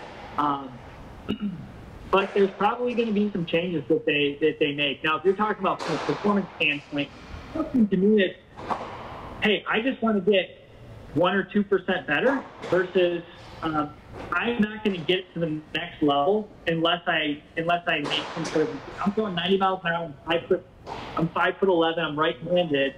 I got to get up to, for me to get a look at the next level, I got to get to 90. That's a different ballgame than, hey, I'm very successful right now. I'm healthy right now, and I just want to get a little bit more than that. I think those are different scenarios to be treated differently. If your mechanics are full and you throw 88 miles an hour and your goal is to play professional baseball, I'm going to improve the mechanics. Now, there's a host of other things we're going to work on at the same point. If you throw 95 miles an hour, you're successful, at the highest level of the game, and you just want that little bit of an edge. That's a different opinion, and that may occur by some sort of strength and conditioning, some sort of flexibility game. Like, I work with quarterbacks a little bit too, not a ton. Just because there's not as many of them, but I work with professional quarterbacks, and his mechanics are pretty good. Are there some things that could probably improve? Yeah, what did I tell him? I said, hey, here's a couple of skills that you can start to work on to maybe improve this. But I said, really, that's not what you need to worry about at this point. What you need to worry about is X, Y, and Z, which is a little bit of hip flexibility, some shoulder strength, and then his ability to stabilize his core. So, yeah, I think you've got a great point. I do think the discussion of whether you're in season or off season makes a difference too. If your goal is you got to throw a lot faster to get to the next level, I think that you might have been successful throwing in a particular way, but if you're not going to get the look to get to the next level, then I think you're going to have to change. But that's unfortunate. I really think that velocity has become too big of a consideration in baseball. I think you can be very successful. There are countless guys probably in college baseball right now that are extremely good, who don't throw that fast, who could be successful at the next level without throwing any faster than they currently throw. Unfortunately, a lot of them will never get the opportunity because of their speed. And maybe if you get them faster, they're not as successful, but they're not going to get the opportunity anyway. I think that's true of high school baseball players too. You might be a guy for 78, 79 right now, and you're very successful at the high school level, and the way you throw is allows you to be successful at that level. And you're healthy, but you're not getting any college scholarship opportunities at 78 miles an hour, average height as a right-handed thrower. You might get, a lower level college to give you a look. I think if you're in a scenario where you can't get to the next level because of your performance, even if you're successful at the level you're at, that's different. I don't think Morrison, Preston Morrison was catching Texas, what was it, the Horned Frog, TCU, and he was like the Big 12 pitcher of the year, I believe, 2 consecutive years. His ERA was phenomenally low. He's like 14-1, throws 84, 85 miles an hour. He's the best starting pitcher in college baseball. Doesn't get drafted as a junior. Best starting pitcher again the next year. Gets drafted in what?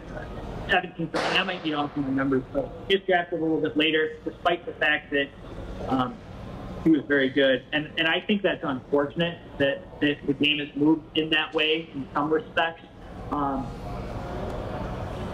But I think that if you're being successful and you're healthy,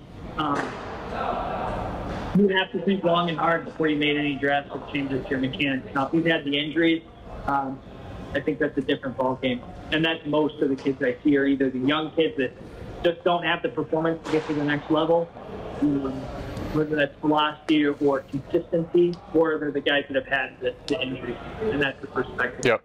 But I still think even these could get better. Yeah, 100% agree that the further away a guy is from his goal of where he needs to be, the more drastic of a change he needs to be receptive to making. The kid throwing 88 trying to go to 95, like, you're going to have to make some pretty significant changes. Like, you're way away from where you need to be.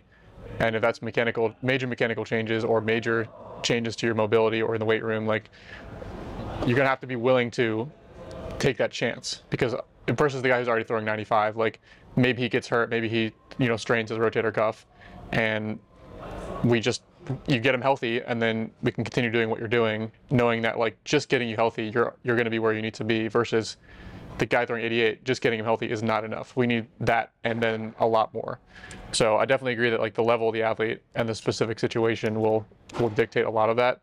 But getting back to, like, specifically how you address the mechanics. So there's a number of different schools of thought in terms of, like, how do you actually enact a mechanical change. So, like, let's say there's a guy let's say he's dragging his arm really bad, right? His elbow's super low, his elbow's way outside 90 degrees, he's just dragging on it. How would you initially go about changing that? Because there's kind of like the backwards chaining concept where you start by addressing the end of the throw. You start by doing arm action drills, and then you build in the trunk, then you build in the lower half. But then there's also this forwards chaining concept, which, we've seen at times, like, that might be, if the initial issue leading to all these downstream issues is with that first move, it's with their leg lift, it's with that, like, initial weight shift, then no matter how much work you do at the end of the throw, it seems like you can never fix it if the first move is like that domino that just screws everything up. But then there's a lot of research on backwards chaining being effective. So, like, how do you kind of hold both of those things in terms of your philosophy? Backwards chaining, forwards chaining. Do you use one in certain scenarios, another in other scenarios? And what might be, like, a sample progression for a guy that has, like, an arm dragging issue? Yeah, I think the arm dragging issue can be different than some of the other issues we might see when it comes to this question, because I think that that's more often than not the athlete not sequencing the arm action properly. Now, your arm could, like, especially if it's low and you're outside 90 and now you're dragging, I think that's a little different than saying, hey, I'm just dragging a little bit, my arm is at the proper height, so I've got my arm elevation on time. I typically start in the same place for most of my guys. I do a lot of backwards chaining. And so we would call it, like, endpoint training. We're trying to teach these athletes an endpoint that's stable, and they have to get to that point. And then they have to move one step further and move through another endpoint. So an endpoint could be where you finish your throw. For example, it could be at the end point of the throw, but it could also be the end point of a specific movement, meaning when you finish your lift of your elbow. So as you lift the ball and get it to the position that you're going to initiate like you're in that early tracking phase where your arm is about to start laying back. That's also an end point. And so teaching people to end point or just a different pathway to move through the throw is effective. And I often do that in this way. So there's different tools that we would use to teach somebody how to throw differently. The first one that I utilize, and I wouldn't say all my athletes, but almost all the athletes, and it's super valuable if you have to limit the intensity of throwing, would be pre-positioning. So I'll put somebody in the position that I want them in. So, and I think we can control some of the lower body components and things like that. With that, you start to train those as well. So, for example, the arm drag, I'm going to take somebody, I'm going to have them get into a loaded position as if they're simulating halfway through their throw. They're in a loaded position of their pelvis, they're flexed, they're hinged in the proper position to load their glute. Then they're going to get their arm in a different position than what they've been. So if they're low and far back, I'm going to take them in the opposite direction of the vault a little bit, bring them up and in, and slightly out in front of their body. Now they're in the opposite direction of the vault. And then I'm going to have them close from the target in that position, and then they're going to initiate throws. So it requires very little cost once they learn the position. Most of the instructional components from a verbal perspective are them getting in the position. So I'm teaching them how to get in the position, and then I'm allowing them to be an athlete to go. And there might be one cue here or there that they do. But I'm starting partway through the throw or near the end of the throw, and then I progressively move and incorporate more aspects of the throw into that. And that's where I would start with the majority of the athletes. So it is a backwards chain where we're working on what happens towards the end of the throw. We're still controlling the hip load. We're still controlling the hinge position and how rotated they are away from the target at the same time that we're really focused more so on the arm action. Because if you start to train the arm action in isolation, it's gonna be impossible for you to transfer that into the field because you have to have context. And as soon as you start to train one aspect, the part of the movement, without the entire movement, you're gonna have a very hard time transferring. So we have to make the entire throw as specific as possible to what we want to occur, and then put the athletes in positions that are more desirable or away from their position to fall. And that's where I'll start with my healthy guys and my injured guys. Now, if I have, say, good success there and I want to progress them, then I end up doing different things that are going to challenge that a little bit more. So now they have to start to work on the lift, getting it to the right position. So a lot of those guys that drag their arm, the real problem is how they start to take the ball out of the glove and then how they lift their arm where they end up taking it way too far away and they're already spinning over the target. So what we did with that first one is we started them close to the target while their arm's already up. So now they're learning where their arm's supposed to be in three-dimensional space relative to their body as they initiate the throw, which can kind of give them a slight pathway to work off of as they go into the next one, which is now we're going to pre-position into the hips again, but now you're going to start to work on getting it to that same position, so the lift of the ball, to work on getting their arm in the right position as their body's in the right position as they throw.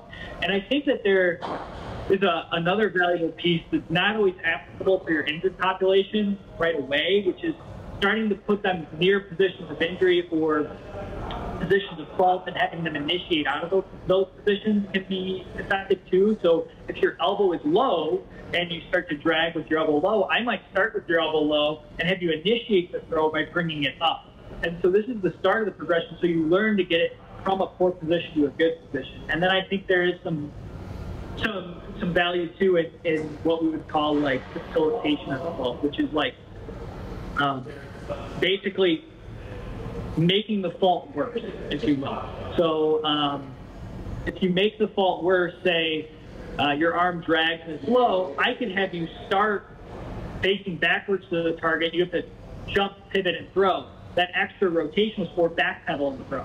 That extra speed in the rotation is going to leave your arm dragging farther behind your body. So kind of subconsciously, you're going to start to correct that. Because you're not going to like your arm being even further. You're going to start to go, oh, that's a fault. That pathway that I've used no longer works. So I have to start moving in the opposite direction, kind of subconsciously. But I would typically provide the athlete with the pathway that I want them to do via some aspect of pre-positioning. And I can also work on kind of taking and working on that endpoint we talked about the end point being like, hey, this is where your arm is at the start of that cocking or late cock stage as your arm comes through. I'm going to try to train that position, so no matter where your arm initiates from the throw, you work on getting it to the position. So that could be something like I start with the ball high, and I'm bringing it to that point. I start with the ball low, I bring it to that point across my body, I still get it there as I'm dynamically throwing. So the only cue there is, all I want you to do is, once they've done this position, is I want you to get your arm to that exact same point on every one of these throws, then I manipulate the ball. And that starts to give them a little bit of positional awareness, but more so teach them how to take the ball to the right position. So when I look at mechanics, I'm looking at it from 3 lenses. And I'm putting together a course that we can release on this too, but certification course, we talk about this. One of the things that I feel like an ideal model, and that's not to say that the ideal model is any exact joint ranges of motion or anything, but it's kind of like a bandwidth. So I'm looking at the movement, whether it's slow motion or in real speed, and you kind of form, and I know you have the same thing because you see so many throws, like you look at a thrower and you go, that doesn't look right. And so that's your first inclination of where you're going to look a little bit further when you analyze the throw, is just from a qualitative perspective of watching movement at regular speed and slow motion. And then you can move into some specific assessment from a biomechanics perspective of where things need to be. And then you can start to look at how the body coordinates with movement from an attractor stage perspective. In the attractor stage, you can kind of be these abstract principles that are stable and economical principles or conditions of the movement. And that can get a little more complex. We won't dive down that rabbit hole unless you want to, but that's kind of how we would analyze it. So we start by teaching them how to move differently, closer to where their arm needs to be, by repositioning them in a better position. And that's a backward chain thing. We start at the end of the throw and we work back towards the beginning. Then we teach them how to get their arm to the right position in the event of a full arm that drags, how to get it to the right position with their body already in the right spot. They're learning where their arm should be relative to their body. And then the next level would be starting to facilitate the ball, make it worse so that they automatically have to correct it. And then I start to, once you can kind of figure out where your arm's supposed to be in space, then we start to work on maybe the whole entire picture, which is how you load your hips, how you turn away from the target. And those can be done sometimes without throwing the ball too, but more importantly, when they're throwing the ball. So I would say I'm more so somebody that would focus around the arm action than just start with like the hip load, because your hips, and you could say the opposite too, but if your arm is in the wrong position, your body is going to compensate in such a way that it makes the ball go to the target that way. So it doesn't feel like I could practice that hip load day in, day out, but if I still take the ball here and it's low and I have to make that ball, it's behind my body and it's low, I have to make the ball go that way. So what am I going to do? I'm going to do something in terms of the rest of my body that's going to make the ball go in that direction. And so if I just address the lower body component and I don't address the arm action, I would say the majority of the time you're not going to make the changes you wish you would have made. That's why I think you do have to address both. And you can start by addressing both simultaneously by teaching them where they're supposed to be loaded into their hip and teaching their arm where it's supposed to be. So if the issue was an arm action issue or if it was hip load issue, you can both from the beginning. And then you can target both. And if one seems to be more of an issue, you can kind of put more of your energy towards that. Gotcha. So you can work it from both ends. You can work the forward chain, like the start of the throw, and you can work backwards chain from the end of the throw, and have different drills from both sides in that overall, throwing routine or patterning routine.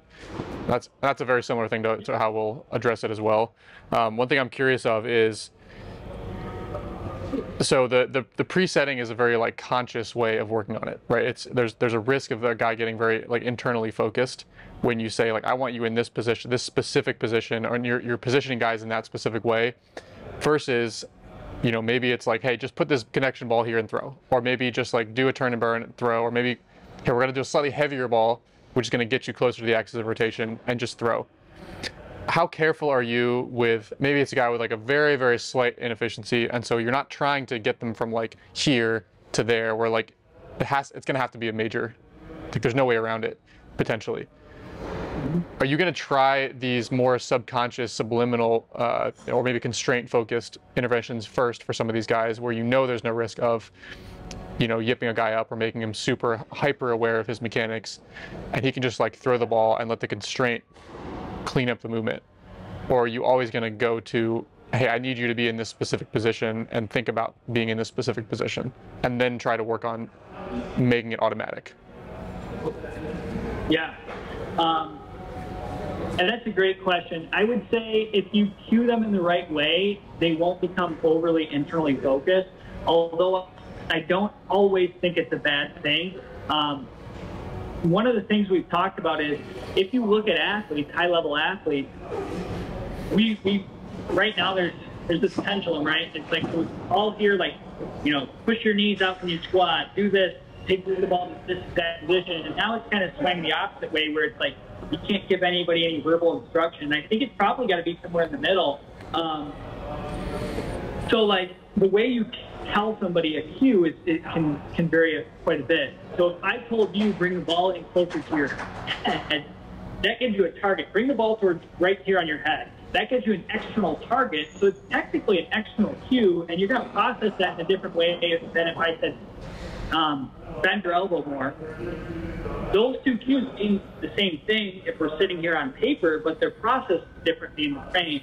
And so I'm very careful about the way I instruct athletes. Like, I don't say, like, load your hip, or, and maybe I do sometimes, but I don't see those things often. I might give them a target. I want your right butt cheek to face this dot on the wall. That's an external cue. That's a verbal instruction.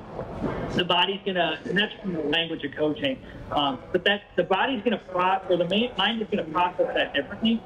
So I think making sure you're conscientious about what you're thinking about as the athlete, but as a coach, I think it's important to make sure that you're giving people external targets, as opposed to, say, squat down. I may give them a target of what they hit their butt on. That's another form of constraint. So verbal instruction can be a constraint just like that connection. And I do a lot of that too.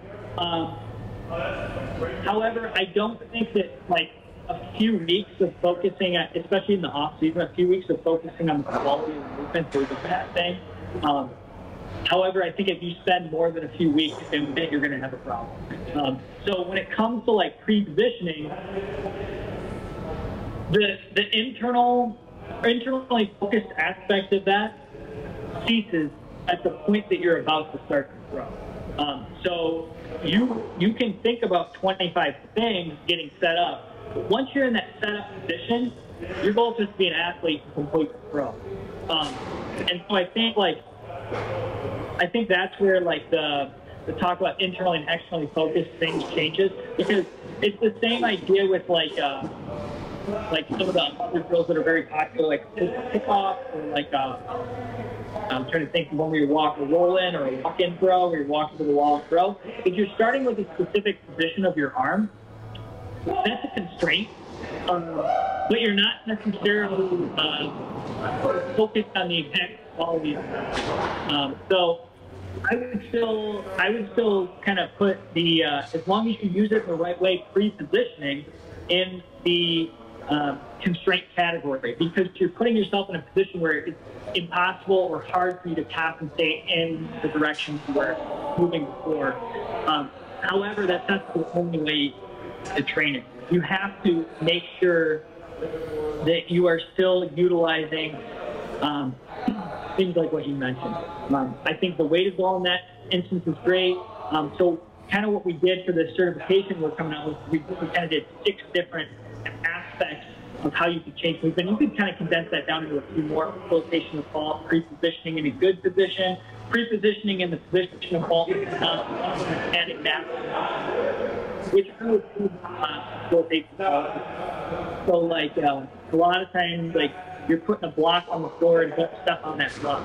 There's still a conscious element to not step on the block, but your body or your mind is processing that differently than if I said step further to the left. I think that's where the key comes about.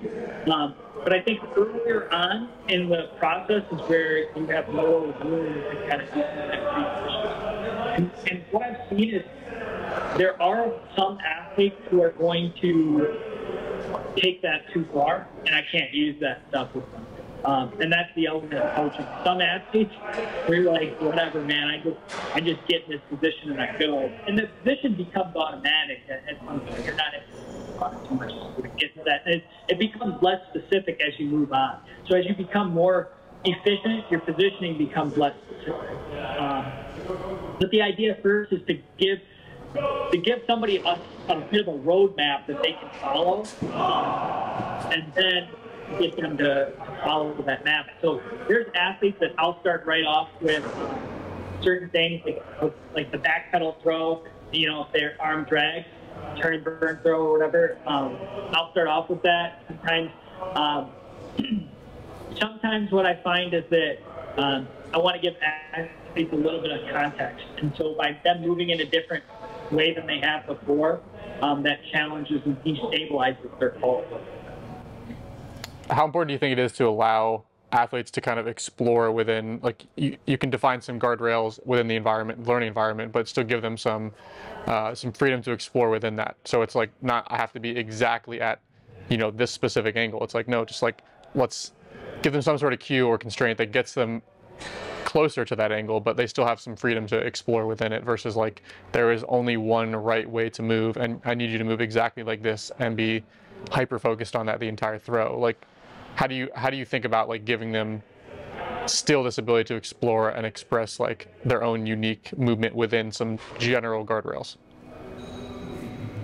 I think it's extremely important. So as an athlete myself, I told you that I got injured, I didn't get back, I couldn't throw. I ended up coming across Ed, right? And we talked about that. Well, Ed had like on and off cancer since he was 29 years old, I think 28 years old. And so when I first met Ed, he was healthy. We worked together for a little bit, very short period of time. He was sick. I didn't see him for a bit, and like what I ended up doing was I had a more just to understand what and we were working on some really good stuff. What I did with him and while I was working with him, I wasn't overly internally focused or hyper-focused on specific angles or those sorts of things, but kind of had like a 3-4 month break where I didn't see him because he was ill, and I became hyper-focused. I need to get my elbow to exactly this position if I want to increase by 1 mile an hour and all this stuff. And it was detrimental to my success. And I tell athletes that all the time. So I guess I think it's extremely important. I think it's most important that they have a bandwidth with they're inside that bandwidth, essentially. So when it comes to elbow flexion, I can't tell you if 70 degrees is better than 80, and nobody can. And if they told you that, they'd be lying. I can tell you start to drift outside of 90 degrees to a significant extent, you're going to have problems. Same way if your elbow drops to a significant extent, you're going to have problems. Could that be 85 degrees of shoulder elevation? Max Scherzer type? Yeah, it could. Could it be a little bit more like Tayron Guerrero? Yeah, it could. What is it? Probably 100 degrees. There's a bandwidth within which your body can function well. When you start to drift outside that bandwidth, you're going to have a problem. And I think that's the importance of variability in terms of your cueing techniques, but also in terms of the strategies that you can use to get somebody to throw differently. So using a connection ball, but not only using a connection ball, using some pre-positioning, but not only using pre-positioning.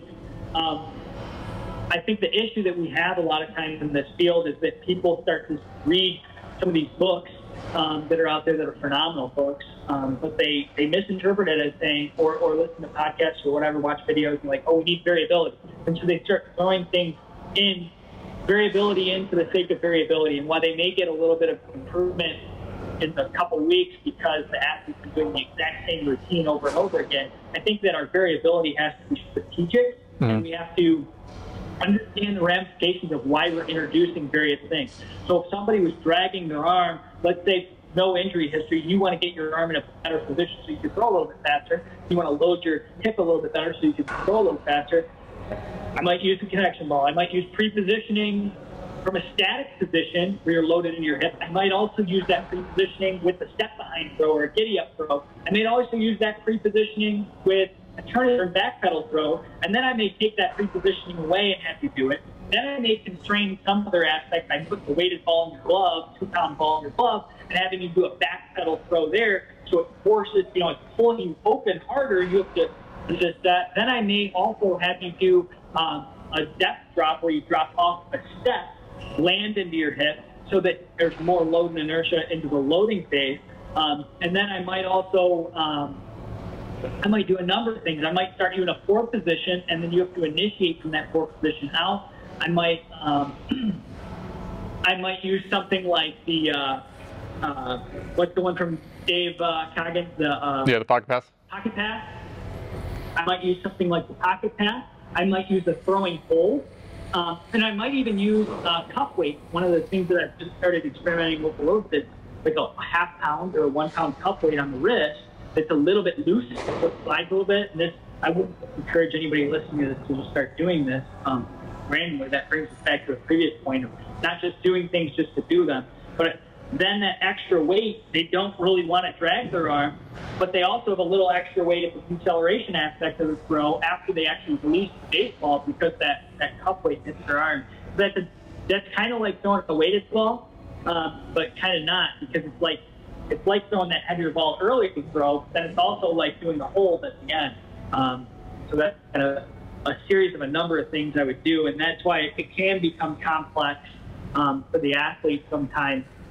But they really shouldn't be thinking about things too much when they do it. They should just be an athlete. And that's, you can work on your own throw, but you really do bring it all the way back to the beginning. You need somebody quarterbacking it, because if you're working on your own throw, you're going to become too focused on analyzing your own throw and correcting very specific things. And it becomes an internally focused mess where you have too much cognitive noise. You're thinking about too many things, and it'll never translate. Yep, I've been in the exact same situation you described, where in high school I was trying to train myself, filming every throw, making a throw into a net out of context, not to a partner or catcher. Like, I was just throwing it to a net, filming it, watching it, getting super domed up, go try to make the change consciously, go check the video, and I just couldn't make any progress until I got away from it. I had some people on the outside who could kind of look for some of these things and just translate it to me, like, yeah, you flew up on that one, or yeah, you were in a better position there.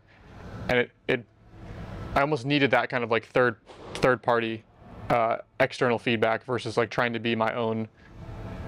You want to be your own coach in some aspect, but you don't want to necessarily be like hyper aware of every single thing that you're doing in your mechanics, or you start to become really internally focused. And some athletes will have a much higher tendency to become internally focused than others. Like, I've got MLB guys that I work with that, like, you couldn't screw them up if you tried. Like, you give them the most internally dominant cue ever, and they're still going to go out. Like, Jamison Tyone is going to walk 1 guy per 9, no matter what cue you give him, because he can figure it out. He's got the experience. He can work around any drill or any coaching cue you give him. And then I've got other guys that I work with where, like, it's almost like every other week they're finding some reason to screw themselves up, and you're just like trying to keep them on the rails and not like dive down these rabbit holes and get really internally focused. So there's definitely an individualized component, but what I like about your methodology is you're constructing a specific routine with a rationale for everything. So we could sit here and debate like whether you should do this drill or that drill for this issue, but you have a rationale. You have a progression. There's a reason that it's there, and if it's not working, you're gonna recognize that and make an adjustment. And so that's ultimately what good coaches, clinicians will do, is be able to evaluate if what they're doing is working and have a reason for everything that's there, versus just saying, hey, every thrower is going to do these 3 drills, and that's just the way it is, and this is the only way to get better. So there's always got to be an individualized component to, why are we prescribing these drills in these order with these cues, with the, and be able to make the adjustment accordingly. 100%. One important thing that you brought to mind there that I probably should have mentioned when we were talking about changing mechanics or improving efficiency is that there's levels of coordination that are occurring. There's how you coordinate the entire body as a whole.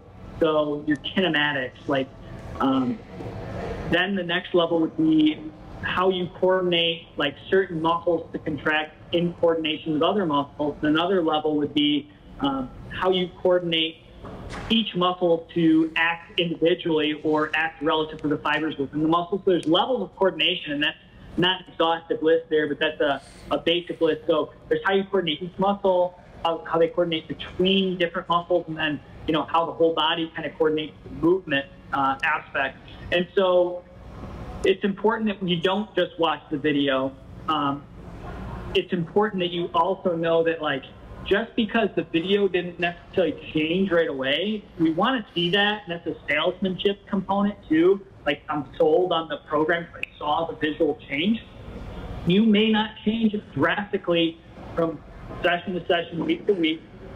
It may look the same, but your coordination in that pattern may have improved. And so because the movement is similar, that doesn't mean the efficiency is less. You may have become more efficient in movement just because the mechanics didn't necessarily change. And that brings us back to those guys that are very successful with specific pattern and movement. You can enhance that overall efficiency without necessarily altering how their mechanics appear, but rather improving their coordination in that pattern. So better contraction of their core muscle, better stabilization of their shoulder. And like, you wouldn't necessarily know it if you watch it, but if you hook them up to some sort of 3D biomechanical analysis or some sort of inertial measuring unit, what you might see is that certain segments of their body rotate a little faster or a little bit later relative to one another. And overall, they retain those qualities that made them successful, but their throw hasn't improved.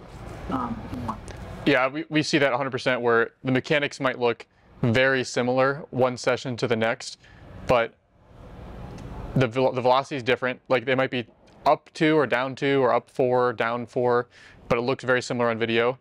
But one of the ways that we can kind of account for that noise is their feel. Like, you can feel efficiency. Like, it might look the same on video, but like, you're gonna have days where it just feels like the ball is shooting out, lower effort, like you feel like you're barely using your arm.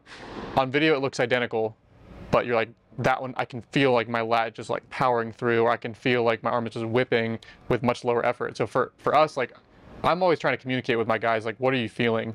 And I also want to know the objective stuff, like, you know, average velocity, etc. How is your command? I want to know the context of the entire session, but especially the feel component, because if all you do is like look at video and you project what you think is ideal on top of that, like, I could think that it's a huge flaw because a guy is 5 degrees lower with his abduction angle, but, you know, in my philosophy, I think that's a flaw.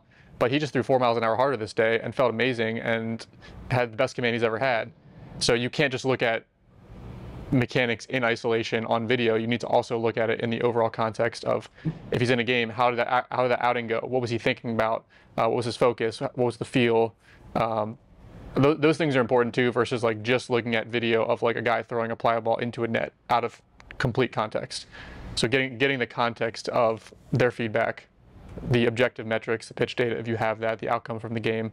I think that's a piece that I overlooked for, you know, a period of time earlier in my coaching career, and just come to realize, like, it's so important. I'm asking my guys constantly, like, they'll send me a video, like my remote guys, they'll send me a video of their bullpen or video of their outing, and that's it. Like, I just get a video, text it to me, and I'm like, I can't really do anything with this. Like, my immediate text back is like, how did you feel? How did the outing go? What was the average velo?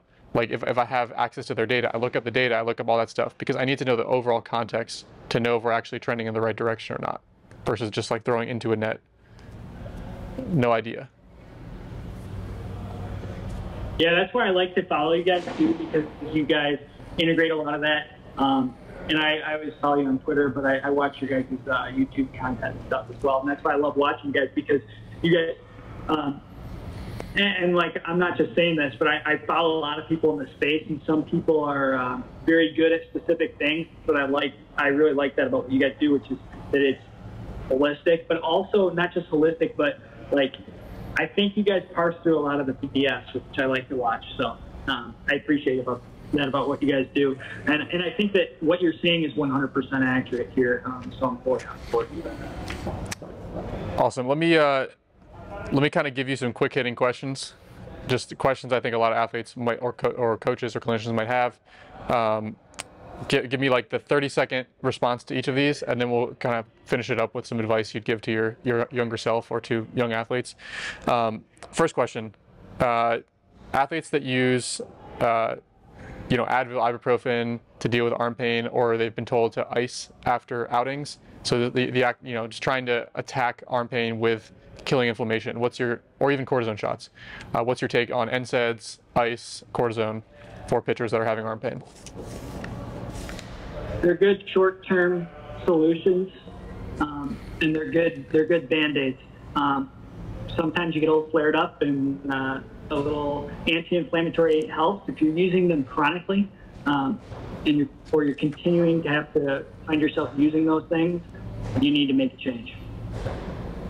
I would agree 100%. Thoughts on dry needling or acupuncture for dealing with arm issues or just general, body aches, trigger points, pains, things like that? Yeah, I was actually going to do a dry needling certification this past weekend, but I got asked to speak at a physical therapy conference, so I had to forego that. So I'm not actually certified in dry needling, although I work with people who are. And I would say it's a good tool. It's a good adjunct. And I would say I could classify it in with a lot of a massage type of soft tissue, where it's important, but the bigger issues as far as injury and the bigger issues as far as performance don't necessarily relate to those things. So I think it's a good adjunct to a program, I guess, especially if you're dealing with a joint issue. It may be a good idea to add in to manage some of the additional load on the soft tissue that you're experiencing, or increase your recovery rate. Right, while still being able to take, zoom out and look at like why is that tissue or super toned up in the first place? Why is that tissue giving you pain in the first place? Thoughts on red light therapy or cold laser is kind of a similar category, but that's become kind of a fad in a lot of the athletes that we see now. Like, what are your thoughts on using that for recovery?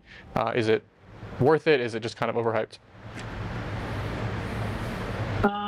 Overhyped for sure, but I would still say that there's some benefit to it. I do think it's overhyped. I think a lot of things are overhyped. I think dry needling is overhyped, but I also think it's very useful in certain instances. I don't do it because I don't think that people are really wanting to pay out of pocket for that, and insurance won't reimburse us for those anymore because they were overused. Although there is some research to support it, there's just not a ton of research at this point to support it. So if you have access to it, I would say do it. But I don't think it's going to make or break yet. I would agree. Thoughts on TENS units or something like a Mark Pro for general recovery? So just kind of like pumping, lymphatics, blood. Using that for more like active recovery, like an hour on your arm after an outing or after a bullpen. Thoughts on that, and then also like specific, like do you need to use a Mark Pro, or is it TENS going to give you very similar effect? And then like high frequency versus low frequency. Do you have any take on that topic? Yeah, I would say that the NMES forms of STIM are going to be better than TENS. So NMES is neuromuscular electrical stimulation, and that electrical stimulation that facilitates muscle contraction is going to be more beneficial for recovery. I think it's great if you have swollen, congested tissue. I think it's great after surgery. I think the Mark Pro is one of the most popular ones in baseball. I think it's very good. It's expensive for sure, but in talking, and I totally apologize. I totally forgot the guy's name. The inventor of Mark Pro. You probably do you know what I'm talking about? I've been in touch with Tim, one of their sales reps, for the past like 4 or 5 years. Okay. So I wouldn't know off the top of my head the owner's name. I'm going to think of it in like 30 seconds. There's so many names floating around my head. The anti-ice guy on... Yes, I know who you're talking about. Yes. Yes. And I talked to him, and he basically said, hey, my device is more expensive. I'd put it up against any other device. You put it up, you do a hard leg workout, burn it out. I bet the leg that has my device is more recovered quicker than the other one. and he may be true. He may be right about that. I've never touched it to see if it's true or not. But I think that that's a good device, a really good device. And there's a lot of testimonials for it. But I think any NMES device would be superior to a TENS. And you could buy a cheap one too. And I think both be effective. Yeah. For those who aren't familiar, could you describe like the difference in contraction and difference in like what it feels like with a TENS versus a NEMS, like the type of contraction that you get? Yeah, so you can manipulate those things. Now, the way that the Mark Pro is set up is it's much more comfortable. Everybody that use them says it's a more comfortable stimulation than, say, something like a standard NMES device. Now, if you were to put on a TENS unit and put the pads on and crank it up to the point where your muscles contract, you're probably going to get a more pain reduction than, say, the NMES. It's also going to be really uncomfortable while you do it. The TENS unit is more so just to what we call aid pain, or like decrease the pain while you have to put it on. Get things to calm down a little bit. So like if you had like a bad back injury where you're spasming, the TENS may be good for that. It'll kind of decrease the spasm, decrease the pain for a short amount of time, and kind of break that pain, spasm, pain cycle. But the NMES is going to be better for pumping fluids in and around the area. So contracting the muscle, pump inflammatory fluids out of the area, bring blood into the area, and it's more comfortable. And you can manipulate like your muscle contractions to make the muscle flutter a little bit, so low-level contraction that's occurring at a higher speed, or you can do more sustained contraction. And then like the TENS unit, usually you don't have as much ability to manipulate those things, so the muscle will kind of spasm tight for a second and then relax. So it probably fatigues the muscle a little bit quicker, and therefore it's not as good for recovery. The key is, I was going to say the key though from the recovery standpoint though is getting a true muscular contraction and then a release. Like it's the pumping action, right? It's not just like keeping it on max stimulation the entire time where it feels like a constant like buzz, but it's the pumping action with any of them that is like that's the key to why they would be effective in the first place. It's an actual relaxation, contraction, pump that you're working. Low level. Like I don't want like a full spasm. Like you could have some circulation, just a little flutter, and that's really effective too. And then you got to move the pads around a little bit if that's the case. But you want to contract, relax, like pulses, as opposed to just like a tonic contraction, because then you're just going to fatigue the muscle out even further. And if you just threw a lot, you want to use for recovery, that's going to be counterproductive. Right. So the Mark Pro you probably can use for a little bit longer based on the way it does it. Based on the way it makes your muscles contract, you could do the Mark Pro for an hour, 2 hours, whereas the NMES device you're probably going to cap out around 20-30 minutes, because it can also cause a little bit of fatigue if you go too long. Gotcha. Okay, thoughts on I don't know if our viewers have heard of this, but thoughts on the ARP Wave, the Phoenix, the Newbie. Again, different type of electrical stimulation used more for neuromuscular kind of re-education.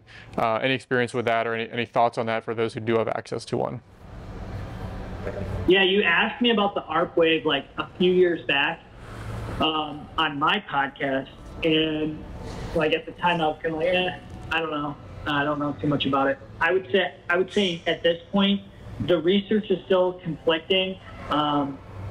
It's still very much a fad, but I would say there's value. I would say there's value to it. The pro sports teams are using it, and they're using some other devices. I think they probably know something that they haven't shared with everybody yet, and the athletes do seem to get some good benefit out of it. So despite the fact that the research isn't there, I think that they're good options. However, whether they work in the same way that we're told they work, I'm not so sure. Remains to be seen. I think there's some, remains to be seen, but there's definitely some benefit. How great that benefit is, I don't know. Okay, final one of these. Thoughts on GERD, glenohumeral internal rotation deficit. Overhyped. Is it really, to be blamed as much as it has been over the past 10 years?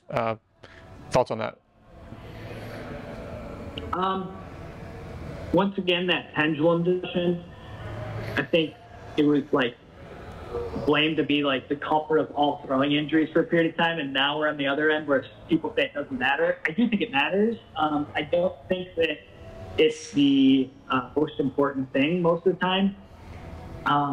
But if you've lost range of motion in a joint, like, you should try to recover that. So full restoration of passive range of motion of the shoulder, and your passive range from side to side is going to vary because of how much you've thrown. You're going to have some torsion of the humerus bone. But I do think internal rotation is important. I got this discussion, well-meaning PT the other day, but I think misinformed, where they said it doesn't matter because you access 0 degrees of internal rotation right after you release the ball. And it's like, okay, fair enough. Some athletes do access internal rotation after they release the ball. Some athletes are around that 0 mark, but your shoulder is up into elevation when you get to that point. So, 0 degrees in terms of rotation here may be the limit of your internal rotation. So I think that most athletes need about 50, 55 degrees of pure internal rotation of the shoulder, just to move through the deceleration phase of the throw adequately. So I guess that's my perspective. 50 degrees would probably be what I'm looking for, minimum. And again, will you look at kind of total arc? So if a guy's, they're only, let's say this is their non-throwing arm, their throwing arm is, 10 degrees off, but they have 10 degrees more external rotation. Are you considering that an issue if the total arc is the same? Maybe they're 150 on both sides, total arc a little bit less internal, but a little bit more external. Is that an issue in your mind, or do you just look at if the total arc is significantly off, like 20, 30 degrees off, like they can't even get any IR and their normal is here? How do you kind of decide whether it's, pathology or not? Yeah, so like the total arc discussion is interesting because you can increase your external rotation of your throwing arm, not just from humeral torsion, but also from labral instability in the front of the shoulder, from capsular laxity, and basically a stretched out capsule. So like your total arc could be equal and you still have an internal rotation deficit that needs to be addressed. So if, say, you're 30 more or 40 more degrees of external rotation, which does happen in throwers sometimes on your throwing side, that is not due to humeral torsion. I have not seen one individual in all of the research that, like looking at CT scans, even the ultrasound studies, that has a 30 degree or 35 degree discrepancy side to side. Most of the research would say it's 8 to 12 degrees. And that's good research. Like if you look at CT scan, that's our gold standard. You might see a little bit higher in the ultrasound studies. And the ultrasound has been validated to be accurate, but not necessarily precise. So it's consistent, but it doesn't give you the exact amount of humeral torsion, at least yet. So if you have more than a 15 degree loss in internal rotation, there's probably some components of that motion that are missing. Gotcha. If you're looking at a 30 degree loss, you need to work on it. Even if your arc is equal, if your arc is less, I'm going to work on that internal rotation. Like total arc's less, then your non-throwing side, I'll work on it. Are you? But I think like once you work, you're okay. Are you on the sleeper stretch bus where you identify that it's an issue and you're doing a bunch of stretching, or are you more on the, hey, let's hit a bunch of soft tissue for the posterior cuff, posterior capsule, and once you open up that tissue, the IR should start to come back? I would say both, depending on the athlete. Some athletes need joint mobilization. This thing about capsular stiffness, it does happen in throwing athletes. A lot of the time we're seeing soft tissue tone. So you have to differentiate between soft tissue tone, stiffness, true stiffness, and then like whether it's soft tissue, muscle tissue, or whether it's capsular tissue or boning. The boning is like I'm not going to work on because that's your humeral torsion. If it's capsule, it's the deep capsule of the joint, like you need some joint mobilization, but maybe some static prolonged stretching is good in a sleeper stretch. But if it's the joint capsule, the best thing is to mobilize it. That's your more mature athletes. You'll see that your college guys and pro guys. So I do a lot of joint mobilizations for that, hands-on manual therapy stuff, do some soft tissue work on that. Well, if they have like a soft tissue limitation, the question is whether it's true tissue stiffness or whether it's like muscle tone. Muscle tone would be neurological drive to the tissue, making it contract or making it be less resistant to lengthening, whereas stiffness is like the inherent properties of the tissue being doesn't have good extensibility. It's resistant to elongation, not actively. So if there's true tissue stiffness, you can do all the soft tissue work you want. You're not going to make any lasting change in motion.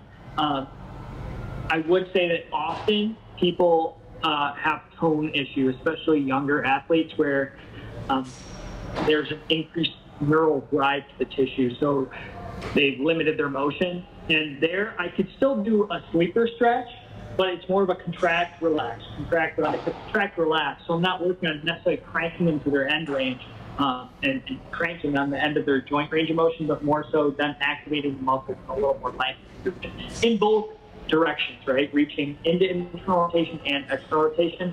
And then I think like some soft tissue work. If you can increase the range with some soft tissue work, then that's kind of your go-to, as long as the athlete's going to be diligent upon doing it when they do get stiff.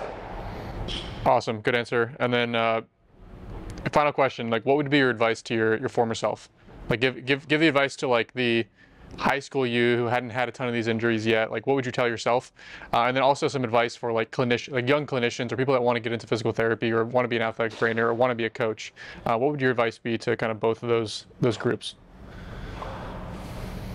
Oh man, to my younger self, I would say, man, that's a tough question. I would probably say to find somebody that could teach me what I needed to do to improve my throwing mechanics and to get my body in the best possible shape. I tried to do a lot of it on my own and through some programs out there, but it was kind of a self-exploration, and I think if I would have found somebody valuable, maybe I wouldn't have found anybody, but I probably would have looked for that person and kind of had them help me and direct me where I needed to go. And I think the biggest component of that would have been changing my throwing mechanics when I fractured my olecranon process when I was in 9th grade, and I never changed my throw. And I think that was the initial start of some of my arm issues that plagued my career. And then for the clinician, I would say, like, if it's from a knowledge perspective, you got to get really good at your pathoanatomy, your orthopedic pathoanatomy. You've got to understand orthopedic pathology, the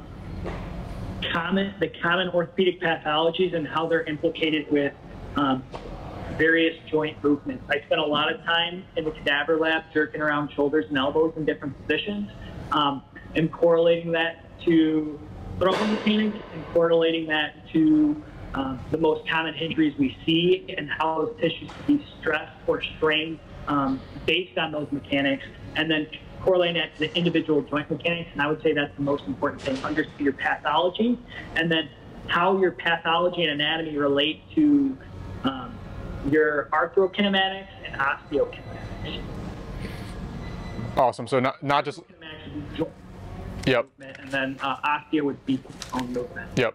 And that second half of that, like, you know, you can't learn all of that in PT school, for example, right? Like it's taking the textbook knowledge that you learn and applying it to your specific discipline of, you know, wanting to work with throwing athletes, right? Like being in a cadaver lab and trying to take this textbook information and overlay it onto the practical application. Like that was, because one of my other questions was going to be, like, where do you really go to learn a lot of this stuff?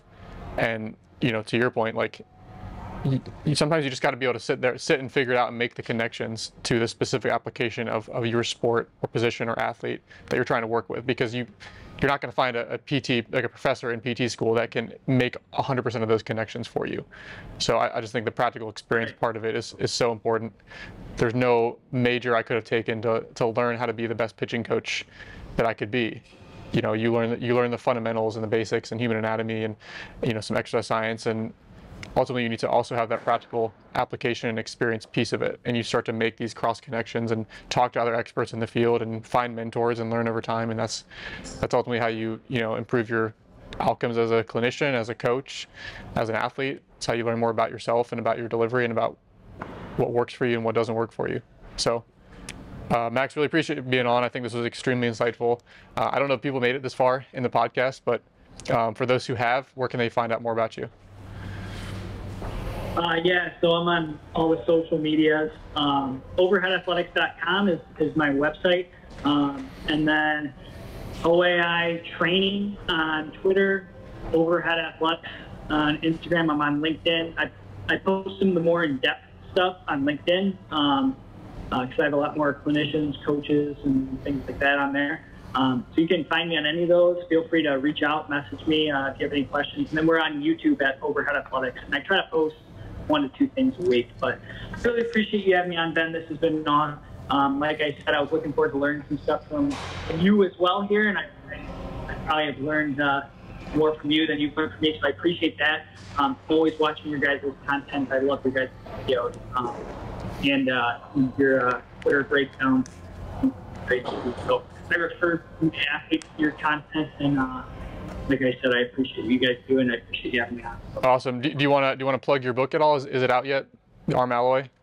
No, it's not out yet, but it'll be out soon. So we wrote a book previously. I helped Ed write a little clinician's guide. We have to throw it a pro, and I think we got more questions than answers with some of the stuff, because people are like, this tells me what to do, but not why to do it. And that's why I've spent a long time writing a book called Arm Alloy, Complete Rehabilitation and Training for the Throwing Athlete.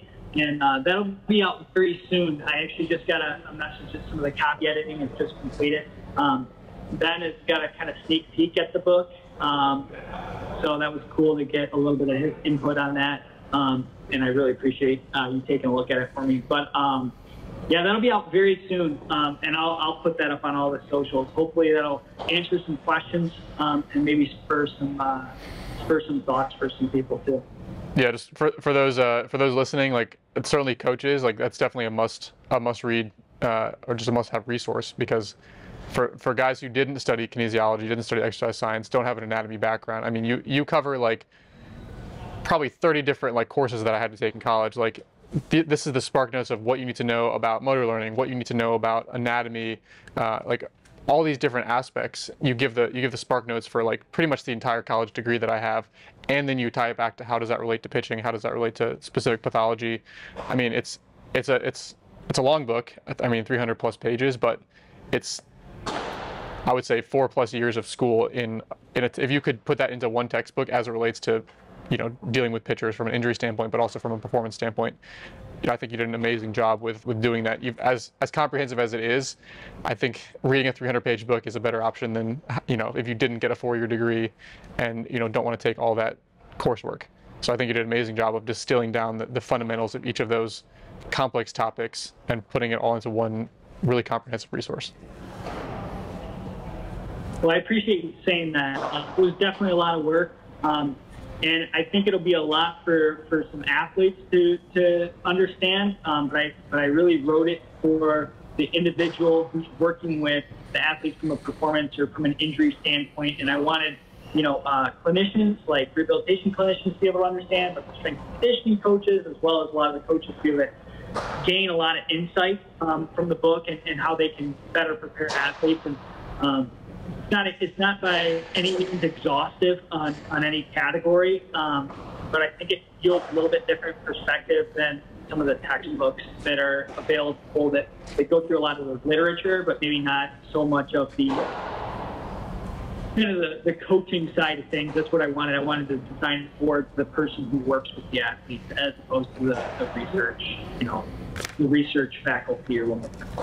Awesome. Well, I'll definitely let people know once that is out, and appreciate your time. So thanks a lot, Max. Thank you very much, Ben. It's been awesome.